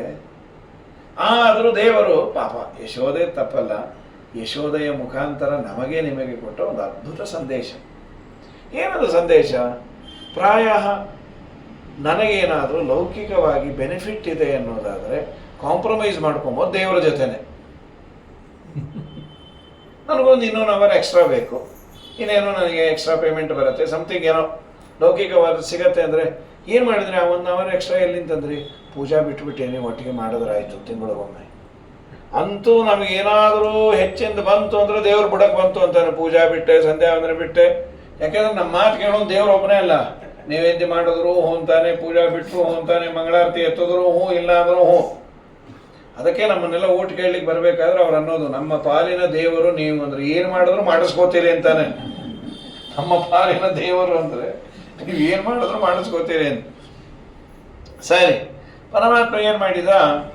ಅಮ್ಮನಿಗೆ ಬುದ್ಧಿ ಕಲಿಸೋದಲ್ಲ, ಅಮ್ಮನ ಮುಖಾಂತರ ಜಗತ್ತಿಗೆ ಸಂದೇಶ ಕೊಡಬೇಕು. ಯಾರಿಗೆ ವಿಷಯ ಪದಾರ್ಥಗಳ ಬಗ್ಗೆ ತುಂಬ ಗಮನ, ವಿಷಯ ಪದಾರ್ಥದ ಲಾಲಸೆಯಿಂದ ಕೃಷ್ಣನನ್ನ ಕೈ ಬಿಡ್ತಾರೆ, ಕೃಷ್ಣನನ್ನ ಬರೀತಾರೆ, ಅವರಿಗೆ ತುಂಬ ದೊಡ್ಡ ಲಾಸ್ ಇದೆ ಅಂತ ದೇವರು ತೋರಿಸ್ಬೇಕಾಗಿತ್ತು. ಅಲ್ಲಿ ಹೋಗೋದ್ರಲ್ಲಿ ಹಾಲು ಉಕ್ಕೋಯ್ತು. ಇಲ್ಲಿ ಕೃಷ್ಣನ್ನ ಬಿಟ್ಟಿದ್ದಾಗ ಬಿಡ್ತಾನ, ಅವನು ಮೊದಲೇ ಕಲ್ಲ ಪಲ್ಲೆಲ್ಲ ತಂದಿದ್ದ, ಪಟ ಪಟ ಹೊಡೆದ, ಮನೇಲಿ ಕಟ್ಟಿದ್ದಲ್ಲ. 1 ಲೀಟ್ರ್ ಉಳಿಸಕ್ಕೆ ಹೋಗಿ ಮನೆ ತುಂಬ ರಾಡಿ ಒಂದು 200-300 ಲೀಟ್ರ್ ಹಾಲು ಹೊಟ್ಟೋಯ್ತು. ಈ ಮಧ್ಯದಲ್ಲಿ ಅವಳಿಗೆ ಇನ್ನೂ ಉರಿದೋಗಿದ್ದೇನೆಂದರೆ, ಇಷ್ಟು ಒಡೆದು ಓಡಿಲ್ಲ, ಒಂದು ಕಂಬದಿಂದ ನಿಂತ್ಕೊಂಡು ಒಂದು ಬೆಕ್ಕನ್ನು ಹಿಡ್ಕೊಂಡು ಅದಕ್ಕೆ ಬೆಣ್ಣೆ ಅಲಂಕಾರ ಮಾಡ್ತಾ ಇದ್ದಾನೆ. ಎಲ್ಲಿ ಕೃಷ್ಣ? ಅಮ್ಮ ಈ ಬೆಕ್ಕು ಚೆನ್ನಾಗಿ ಕಾಣಿಸ್ತಾ ಇದೆಯಾ ಅಂತ ಮೂತಿ ಬೇರೆ ತೋರಿಸ, ನೀನು ಮಗ ಬಿಟ್ಟು ಹಾಕ ಎಲ್ಲ ಚೆಲ್ಲಿ ಬೆಕ್ಕಕ್ಕೆ ಬೆಳೀಚೆ ಮಾಡ್ತೀನಿ ತಾಳು ಅಂತ ಕೋಲು ಹಿಡ್ಕೊಂಬಂದು. ರಾಜರಂತಾರೆ, ಮನುಷ್ಯನಿಗೆ ವಿವೇಕ ಕಳೆದು ಹೋದರೆ ಏನೇನೋ ಮಾಡ್ತಾರೆ ಅನ್ನೋದಕ್ಕೆ ಯಶೋದಮ್ಮ ಸಾಕ್ಷಿ. ಯಾಕೆ? ಅಲ್ಲ, ದೇವರನ್ನು ನೋಡಲಿಕ್ಕೆ ಈ ಕೋಲು ಇನ್ನೇನು ಹಿಡ್ಕೋಬೇಕು ಅಂತ ಅಲ್ರಿ. ಯಾರ ನಾಮಸ್ಮರಣೆಯನ್ನ ಮಾಡಿದರೆ ದಂಡಧರ, ಯಮಧರ್ಮರಾಜನಿಗೆ ದಂಡಧರ ಅಂತ ಹೆಸರು. ಯದೀಯ ನಾಮ ಸ್ಮರತಾಂ ಜನಾನಾಂ, ಯಾರ ನಾಮಸ್ಮರಣೆಯನ್ನ ಮಾಡಿದರೆ ದಂಡಧರನಾದ ಯಮಧರ್ಮರಾಜನು ಭಯಪಟ್ಟು ಅವರನ್ನ ಬಿಟ್ಬಿಟ್ರಪ್ಪ, ಅವ್ರ ಸುದ್ದಿಗೆ ಹೋಗಬೇಡ್ರಿ ಅಂತಾನೆ. ಅಂಥ ಕೃಷ್ಣನನ್ನ ಹೆದರಿಸ್ಲಿಕ್ಕೆ ಇವಳೊಂದು ಪುಟ್ಟು ಕೋಲು ತಂದೆ ಆಡಲ್ಲ. ಇವಳಿಗೆ ಏನು ಬುದ್ಧಿ ಜ್ಞಾನ ವಿವೇಕ ಇದೆಯಾ? ಅಟ್ಟಿಸಿಕೊಂಡು ಬಂದು ಕೃಷ್ಣನ ಓಡಿ ಓಡಿ ಓಡಿ ಕಡೆಗೆ ಸಾಕಾಗಿದ್ದೆ ಯಶೋದಮ್ಮಗೆ. ನಾವು ಅಲ್ಲವ ಓಡ್ಲಿಕ್ಕಾಗೋದಿಲ್ಲ ಅಂಥೇಳಿ ನಿಂತುಬಿಟ್ಲು. ಕೃಷ್ಣ ಅಮ್ಮನ ಹತ್ರ ತಾನಾಗೆ ಬಂದಂತ, ಅಮ್ಮ ಹಿಡ್ಕೋ. ತಕ್ಷಣ ಕೇಳೋರು ಕ್ಯೂರಿಯಾಸಿಟಿ ಇರುತ್ತಲ್ಲ. ಆಗ ಕೃಷ್ಣ ಹತ್ತಿರ ಬಂದ. ಯಾಕೆ ಅಂದರೆ ಜ್ಞಾನ ಭಕ್ತಿ ವೈರಾಗ್ಯ ಇತ್ತು, ಅದಕ್ಕೆ ಕೃಷ್ಣ ಬಂದು ತೊಳೆಯ ಮೇಲೆ ಮಲಗದ ಅಂತ ಹೇಳಿದ್ರಿ. ಈಗ ಕೃಷ್ಣ ಅಮ್ಮನ ಹತ್ರ ಬಂದಲ್ಲ, ಈಗೇನಿತ್ತು? ಕೈಯಾಗ ಒಂದು ಕಟ್ಟಿಗೆ ಇತ್ತು. ಯಾಕೆ ಬಂದ ನಮ್ಮ ಸ್ವಾಮಿ? ಪುಣ್ಯ ಬೇಕಲ್ಲ, ಸ್ವಾಮಿ ಬರಬೇಕಾದ್ರೆ ಪುಣ್ಯ ಬೇಕು ಅಂದ್ರೆ ಈಗೇನು ಪುಣ್ಯ ಇತ್ತು? ರಾಜರಂದ್ರು, ಅವಳಷ್ಟು ಪುಣ್ಯಾತ್ಮಳು ಇನ್ಯಾರಿದ್ದಾರೆ ಅಂತ. ಯಾಕೆ? ಕೃಷ್ಣನ ಹಿಂದೆ ಇಷ್ಟೊತ್ತರೆಗೂ ಓಡಿ ಬಂದ್ರೆ ಪುಣ್ಯ ಅನ್ನೋದೇ ಇನ್ನೇನು? ಪರಾನು ಯಾತ್ರಾರ್ಜಿತ ಪುಣ್ಯ ಪಾತ್ರಿ. ಪರಮಾತ್ಮನ ಹಿಂದೆ ಓಡಿದ್ದಕ್ಕೆ ಎಲ್ಲ ತೀರ್ಥ ಯಾತ್ರ ಎಲ್ಲ ಪುಣ್ಯವನ್ನ ದೇವರು ಕೊಟ್ಟಂತೆ. ಈ ರಾಯರ ವೃಂದಾವನ ಪ್ರದಕ್ಷಿಣೆ ಬಂದರೆ ಸರ್ವ ಯಾತ್ರಾ ಫಲಾವಾಪ್ತಿ ಯಥಾಶಕ್ತಿ ಪ್ರದಕ್ಷಿಣೆ ಬಂದರೆ ಸರ್ವೋತ್ತಮನಾದ ದೇವರ ಪಾದದ ಹಿಂದೆ ಬ್ರಹ್ಮಾದಿಗಳಿಂದ ವಂದ್ಯವಾದ ಪಾದ ಅದರ ಹಿಂದೆ ಓಡೋದು ಅಂದರೆ ಏನು ಅನಂತ ಜನ್ಮದ ಪುಣ್ಯ. ಅದನ್ನೇ ನಮ್ಮ ಜಗನ್ನಾಥದಾಸರು ಅಂದರು, ಯಾತ್ರಾ ಮಾಡೋದಾದರೆ ಪಾತ್ರೆ ಜೊತೆ ಮಾಡ್ರಿ ಅಂತ. ಪಾತ್ರೆ ಜೊತೆ ಅಲ್ಲ, ಪಾತ್ರರ ಜೊತೆ. ಪಾತ್ರರ ಸಂಗಡ ಯಾತ್ರೆಯ ಚರಿಸಿ ವಿಧಾತ್ರ ಬೆದನ ಗುಣ ಸ್ತೋತ್ರಗಳ ಶ್ರೋತ್ರದಿ ಸವಿದು ವಿಚಿತ್ರಾನಂದದಿ ಗಾತ್ರವ ಮರೆದು ಪರತ್ರವ ಪಡುವುದೇ ಫಲವಿದು ಬಾಳದುದಕ್ಕೆ. ಸಿರಿ ನಿಲಯನ ಗುಣಗಳ ತಿಳಿದು ಭಜಿಸುವುದೇ ಫಲವಿದು ಬಾಳದುದಕ್ಕೆ. ಪಾತ್ರರ ಸಂಗಡ ಯಾತ್ರೆಯ ಮಾಡಿ. ಇನ್ನೂ ಹೇಳೋದೇನೆಂದರೆ, ಮುಡಿದ ಹೂವಿನಲ್ಲಿ ಒಂದೆರಡು ತಲೆಗೆ ಅಂಟಿದ್ದು ಓಡುವ ರಭಸದಲ್ಲಿ ಪರಮಾತ್ಮನ ಪುಟ್ಟ ಹೆಜ್ಜೆಯ ಮೇಲೆ ಬಿದ್ದದ್ದಕ್ಕೆ ದೇವರು ಪಾದಪೂಜೆಯ ಪುಣ್ಯವನ್ನ ಕೊಟ್ಟನಂತೆ. ಇದು ನಮ್ಮ ಸ್ವಾಮಿ ಪುಣ್ಯವನ್ನ ತಾನಾಗಿ ಕೊಡುವ ರೀತಿ ಅಷ್ಟೇ. ಪ್ರತಿಯೊಬ್ಬರಿಗೂ ನಾವು ಮಾಡ್ರಿ, ಅವನೇ ತಗೊಳ್ಳಿ, ಅಂತತೋಗತ್ವ ಅವನು ಕೊಟ್ಟರೆ ಉಂಟು, ಇಲ್ಲ ಅಂದರೆ ಇಲ್ಲ. ಅದಕ್ಕೆ ಅವನು ಸಿಕ್ಕಿ ಬಿದ್ದ, ಮತ್ತೆ ಮನೆಗೆ ಕರ್ಕೊಂಬಂದು. ಅದು ವರಳ ಮೇಲೆ ಹತ್ತಿ ಇದನ್ನ ಚೇಷ್ಟೆ ಮಾಡಿದ್ದ, ವರಳ ಸಹಾಯ ಮಾಡಿದ್ದಲ್ಲ. ಕಳ್ಳತನ ಮಾಡೋದು ತಪ್ಪಲ್ಲ, ಕಳ್ಳತನ ಮಾಡಿದ್ದಕ್ಕೆ ಸಪೋರ್ಟ್ ಮಾಡಿದ್ದು ತಪ್ಪೇ. ಮಾಡ್ತೀನಿ ಅಂತ ಕಟ್ಟಿಟ್ಟು ಹಗ್ಗ ತೆಗೆದುಕೊಂಡು ಬಂದು ಕಟ್ಟಬೇಕು, ಇನ್ನೇನು ಗಂಟೆ ಹಾಕಬೇಕು, 2 ಇಂಚ್ ಕಮ್ಮಿ ಆಯಿತು. ಮತ್ತೆ ನಂದನ್ ಕೇಳಲು, ಅಲ್ಲೊಂದು ಹಗ್ಗ ಇಟ್ಟು ತಗೊಂಬನ್ರಿ ಅಂತ. ಅದನ್ನು ಜೋಡಿಸಿದ್ಲು, 2 ಇಂಚ್ ಕಮ್ಮಿ. ಮತ್ತೆ ಒಂದೊಂದು ಧೋತ್ರ ತಗೊಂಬನ್ನಿ. ಕಡೆಗೆ ಅಂದ, ಇನ್ನು ಏನೇನು ಉಳಿದಿಲ್ಲ ಮನೆಯಲ್ಲಿ, ಇದ್ದ ಬದ್ದೆಲ್ಲ ಕೊಟ್ಟೇನೆ, ಈಗ ಇನ್ನು ಉಳಿದಿರೋದು ನಾಳೆ ಹಾಕೊಂಡಿರೋ ಮಡಿ ಒಂದು, ಈಗ ಉಟ್ಕೊಂಡಿರೋ ಮಡಪಂಜ ಒಂದು ಮಾಡಿಬಿಟ್ರಿ. ಯಾಕಿದು 2 ಇಂಚ್ ಕಮ್ಮಿ? ಎಷ್ಟೇ ಉದ್ದದ ಹಗ್ಗ ತಗೊಂಬನ್ನಿ, ಕೃಷ್ಣನನ್ನ ಕಟ್ಟಲಿಕ್ಕೆ 2 ಇಂಚ್ ಕಡಿಮೆ ಆಯ್ತು. ವಾದಿರಾಜರಂದ್ರು, ಕೃಷ್ಣನನ್ನ ಕಟ್ಟಲಿಕ್ಕೆ 3 ಇಂಚ್ ಬೇಕಂತೆ. ಅವಳಲ್ಲಿ 1 ಇಂಚ್ ಇದೆ, ಇನ್ನು 2 ಇಂಚ್ ಇಲ್ಲ ಅಂದ್ರು. ಯಾವುದದು? ಜ್ಞಾನ, ಭಕ್ತಿ, ವೈರಾಗ್ಯ. ಮತ್ತೆ ಅವಳಿಗೆ ಕೃಷ್ಣನಲ್ಲಿ ಅಪಾರವಾದ ಪ್ರೀತಿ ಇತ್ತು. ಪ್ರೀತಿಯೇ ಉತ್ತಮರಲ್ಲಿ ಮಾಡಿದಾಗ ಭಕ್ತಿ ಅಂತ ಕರೆಸಿಕೊಳ್ಳುತ್ತೆ.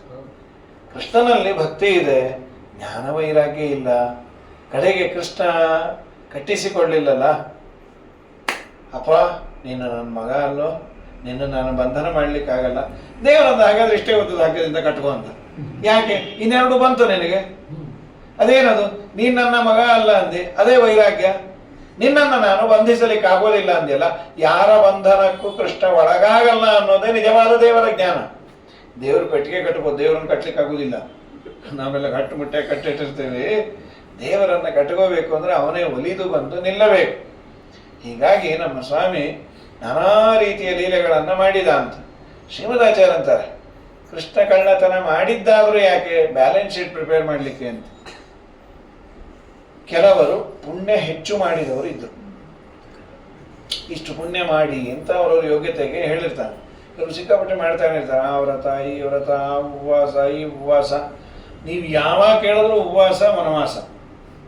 ಇನ್ನು ಕೆಲವರು ಅವರು ಪೋಸ್ಟ್ಪೋನ್ ಮಾಡೋದೇ ಆಗಿರುತ್ತೆ. ಏಕಾದಶಿ ಮಾಡ್ತೀನಿ ಅಂದ್ರಲ್ಲ, ಮುಂದೆ ಬರ್ತಾವಲ್ಲ, ಮುಂದಿನ ಏಕಾದಶಿ ಮಾಡಿ, ಭಾಳ ಬಿಸಿಲವ, ಮುಂದಿನ ಏಕಾದಶಿ ಮಾಡ್ಲಿಕ್ಕೆ ಇರಬೇಕು ಅಂತ ಏಕಾದಶಿ ಬಿಟ್ಟೀನಿ ಅಂತ. ಈಗ ಒಂದು ಪೋಸ್ಟ್ಪೋನ್ ಆಗ್ತಾ ಇರುತ್ತೆ. 2 ಮನೆಗೆ ಹೋದ ದೇವರು, ಪುಣ್ಯ ಹೆಚ್ಚು ಮಾಡಿದವರ ಮನೆಗೆ, ಪುಣ್ಯ ಕಡಿಮೆ ಮಾಡಿದವರ ಮನೆಗೆ.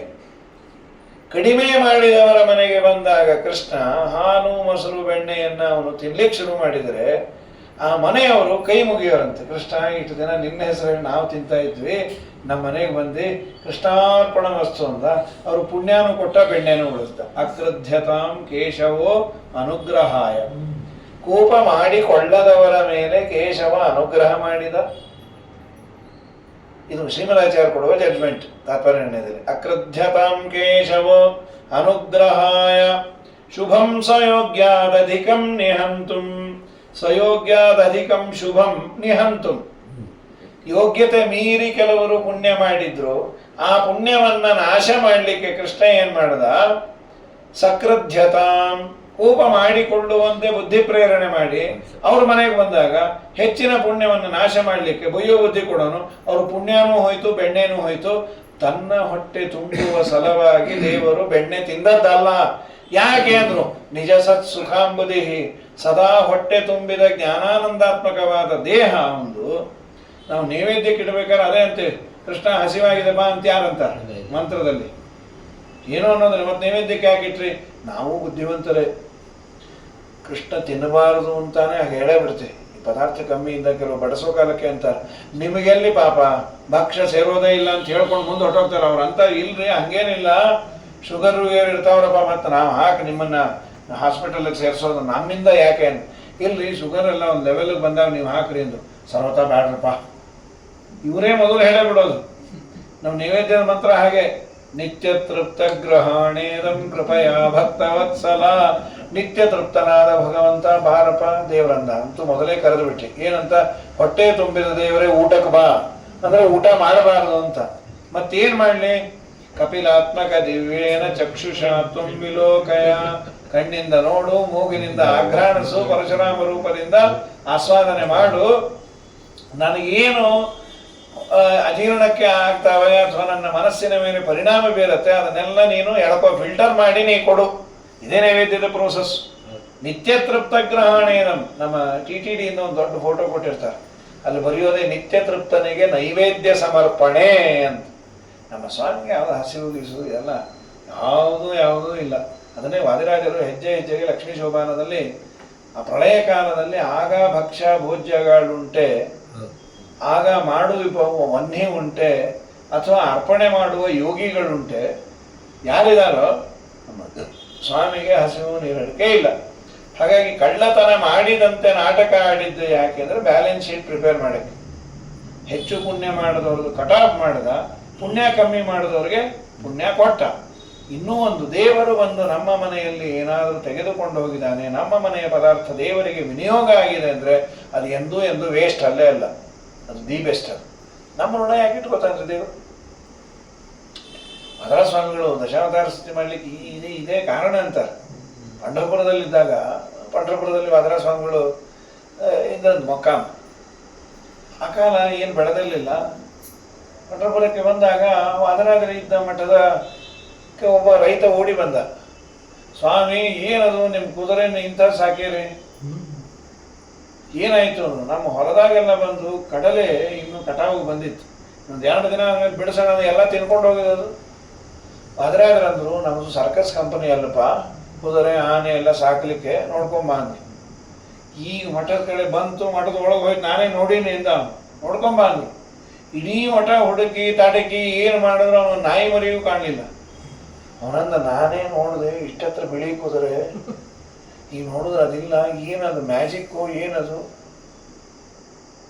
ವಾದರಾಜರಂದ, ನೀನು ಬಹಳ ಪುಣ್ಯಾತ್ಮ, ನಾಳೆ ಬೆಳಗ್ಗೆ ಬಾ, ಬರೋ ಮುಂಚೆ ಆ ಕುದುರೆ ಏನು ನಿನ್ನ ಹೊಲದಾಗ ಏನು ಬಾಯಿ ಹಚ್ಚಿತ್ತಲ್ಲ ಗಿಡ, ಅದ್ರ ಬುಡಕ್ಕೆ ಹೋಗಿ ಬಾ ಅಂದು. ಯಾವ್ಯಾವ ಗಿಡಕ್ಕೆ ಬಾಯಿ ಹಚ್ಚಿತ್ತೋ ಅದ್ರ ಬುಡಕ್ಕೆ ಹೋಗಿ ನೋಡಿದ್ರೆ ಬಂಗಾರದ ಕಡಲೆ ಕಾಳಂತದ್ದು. ಇಷ್ಟು ಆನಂದ ಆಯ್ತು ಅವನಿಗೆ. ಅವನಂದ, ಸ್ವಾಮಿ, 1-2 ದಿನ ಆ ಕುದುರೆ ನಮ್ಮ ಇಡೀ ತೋಟಕ್ಕೆ ಬಿಟ್ಟುಬಿಡ್ರಿ, ನಾ ಏನು ಗೋಲ್ಡ್ ಪ್ಯಾಲೇಸ್ ತೆಗಿಬೋದು. ಅಲ್ಲೋ ನಮ್ಮ ಋಣ ನಮ್ಮ ಸ್ವಾಮಿ ಯಾಕೆ ಇಟ್ಕೋತಾರ? ನೋಡಿ, ನೀ ಕೊಟ್ಟಿದ್ದು ಯಾವುದೋ ಒಂದು ಸಾಮಾನ್ಯ ಕಡಲೆ, ನಮ್ಮ ಸ್ವಾಮಿ ಕೊಟ್ಟದ್ದು ಇಂಥ ಕಡಲೆ. ನಮ್ಮ ಸ್ವಾಮಿ ಸೂಚನೆ ಕೊಟ್ಟಿಯಾನೆ, ಅವನಿಗೇನೋ ಹಯಗ್ರೀವ ನೈವೇದ್ಯಕ್ಕೆ ಬೇಕು ಏನು ಅಂಥೇಳಿ ಅವತ್ತಿನಿಂದ ಮಾಡಿ ಅಶ್ವಘಾಟಿಯಲ್ಲೇ ಪ್ರೋಷ್ಟೀಶ ವಿಗ್ರಹ ಸುನಿಷ್ಟೇವನುದ್ಧತ ವಿಶಿಷ್ಟಾಂಬು ಚಾರಿ ಜಲಧೇ ಕೋಷ್ಟಾಂತರಾಹಿತ ವಿಚೇಷ್ಟಾಗ ಮೌಘ ಪರಮೆಟ್ಟೇರಿ ತತ್ವಭವಮಾಂ ಪ್ರೇಷ್ಟಾರ್ಕ ಸುನು ಮನು ಚೇಷ್ಟಾರ್ಥಮಾತ್ಮವಿದ ತಿಷ್ಟೋ ಯುಗಾಂತ ಸಮಯೇ ಚೇಷ್ಟಾತ್ಮ ಶೃಂಗಧೃತ ಕಾಷ್ಟಾಂಬು ವಾಹನ ವರಾಟ ಪದಪ್ರಭತನು. ಅಶ್ವಧಾಟಿಯ ಕಿಂಗ್ ಅಂದ್ರೆ ನಾವು ನೋಡಿದ್ರೆ ಪಂಡ್ರಿನಾಥಾಚಾರ್ಯ. ಏನು ಆ ಶ್ಲೋಕವನ್ನ ಅಶ್ವಧಾಟಿಯಲ್ಲಿ ಅವ್ರ ಬಾಯಲ್ಲಿ ಕೇಳಬೇಕು, ಪಂಡ್ರಿನಾಥಾಚಾರ್ಯರ ಬಾಯಲ್ಲಿ. ಹಾಗಾಗಿ ತುಂಗಾತಿ ಮಂಗಲ ತರಂಗಾಭಿಭೂತ ಭಜ ಕಂಗಾಂಡ ವಾಮನ ನಮಃ. ನಮ್ಮ ವಾಮಣ್ಣ ಹೆಂಗಿದ್ನಪ್ಪ? ವಾಮಣ್ಣನ ಮುಂದೆ ಕೋಟಿ ಸೋಮಣ್ಣ ಕೋಟಿ ಕಾಮಣ್ಣನ ನಿವಾಳಿಸಿ ಒಗಿಬೇಕು. ಅದು ದಿನಾಂಕ ನಿರ್ಮಲ ನಿಶಾನಾಥ ಕೋಟಿ ಲಸಮಾನಾತ್ಮ ಮೌಂಜಿ ಗುಣ ಕೌಪೀನ ಅಚ್ಚಸೂತ್ರ ಪದ ಗಾನಾಥ ಪತ್ರಕರ ಕಾನಮ್ಯ ವಂಡದರ ವಾದರಾಜ ಸ್ವಾಮಿಗಳಂತಾರೆ ಹೆಂಗಿದ್ದ? ಕೋಟಿ ಮನ್ಮಥ ಕೋಟಿ ಚಂದ್ರನನ್ನ ವಾಮನನ ಮುಂದೆ ನಿಲ್ಲಿಸಿದ್ರೆ ಏನೇನೂ ಇಲ್ಲ ಅಂತ. ಅದನ್ನು ಇವರು ಕೋಟಿ ಕಾಮಣ್ಣ ಅಂದ್ರೆ ಮನ್ಮಥ ಅಂತೆ, ಕೋಟಿ ಸೋಮಣ್ಣ, ಮತ್ತು ನಮ್ಮ ಈ ಸೋಮಣ್ಣ ಅಲ್ಲ, ಕೋಟಿ ಸೋಮಣ್ಣನ ಈ ವಾಮಣ್ಣನ ಮುಂದೆ ನಿವಾರಿಸಿ ಹೋಗಿಬೇಕು, ಅಂಥ ಸೌಂದರ್ಯ ಅಂಥೇಳಿ ವಾಮನ. ಅಂತೂ ನಮ್ಮ ಸ್ವಾಮಿ ನಮ್ಮ ಋಣವನ್ನು ಇಟ್ಕೊಳ್ಳೋದಿಲ್ಲ. ಇದು ಒಂದು ದೊಡ್ಡ, ನಮಗೆ ನಿಮಗೆ ದೇವರು ಒಂದು ಸೇವೆಯನ್ನು ಕೊಡುವ ಆಪರ್ಚುನಿಟಿ ಕೊಟ್ಟಿಯಾನೆಂದರೆ ಅದು ನಮ್ಮ ಭಾಗ್ಯ, ಇದೆಂದೂ ಖರ್ಚಲ್ಲ. ಖಂಡಿತ ಅದನ್ನು ಒಂದನ್ನು 100 ಆಗಿ 1000 ಆಗಿ ಮಾಡಿಕೊಡ್ತಾನೆ ದೇವರು. ಇಷ್ಟಾದ ಮೇಲೆ ಅಹಂ ಸುಪಾತ್ರೆ ಸ್ವಾಮಿ ಮನೆ ಆಚೆ ಬಂದ, ಹೊರಡಕಲ್ಲು ಸಮೇತ ಬಂದ್ಬಿಟ್ಟ.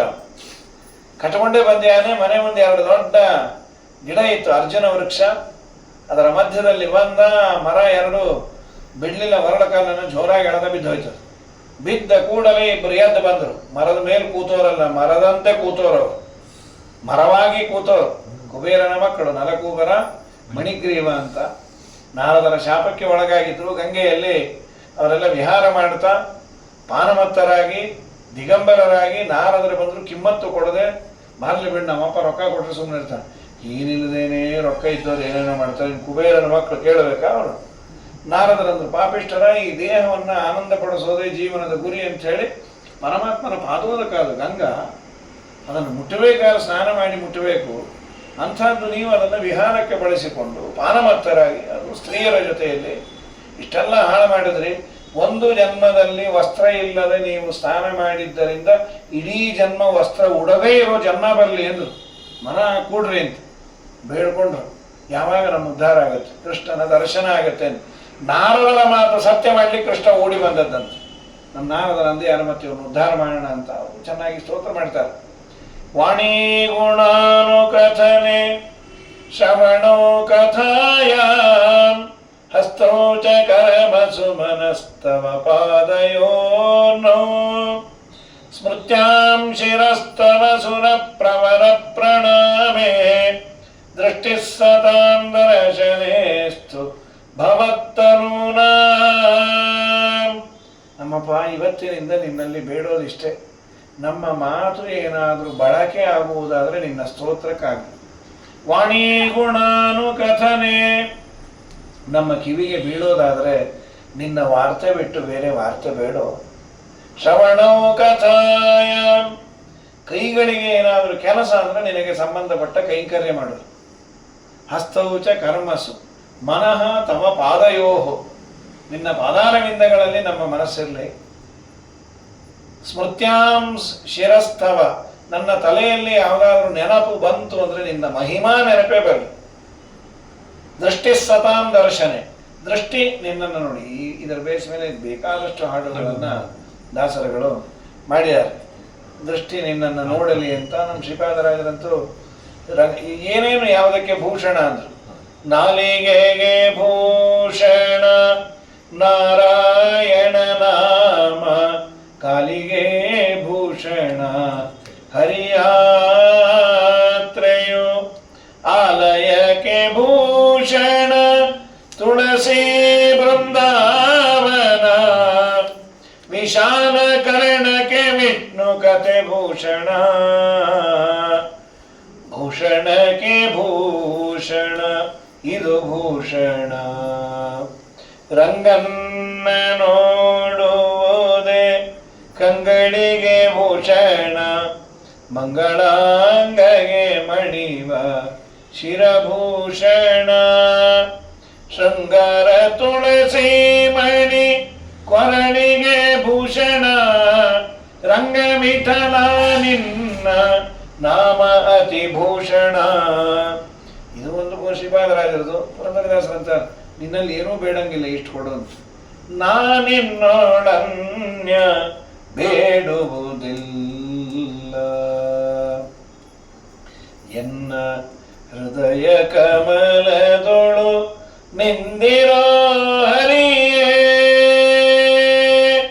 ಶಿರ ನಿನ್ನ ಚರಣಕ್ಕೆ ಎರಗಲಿ, ಎನ್ನ ಚಕ್ಷು ಸದಾ ನಿನ್ನ ನೋಡಲಿ ಹರಿಯೇ.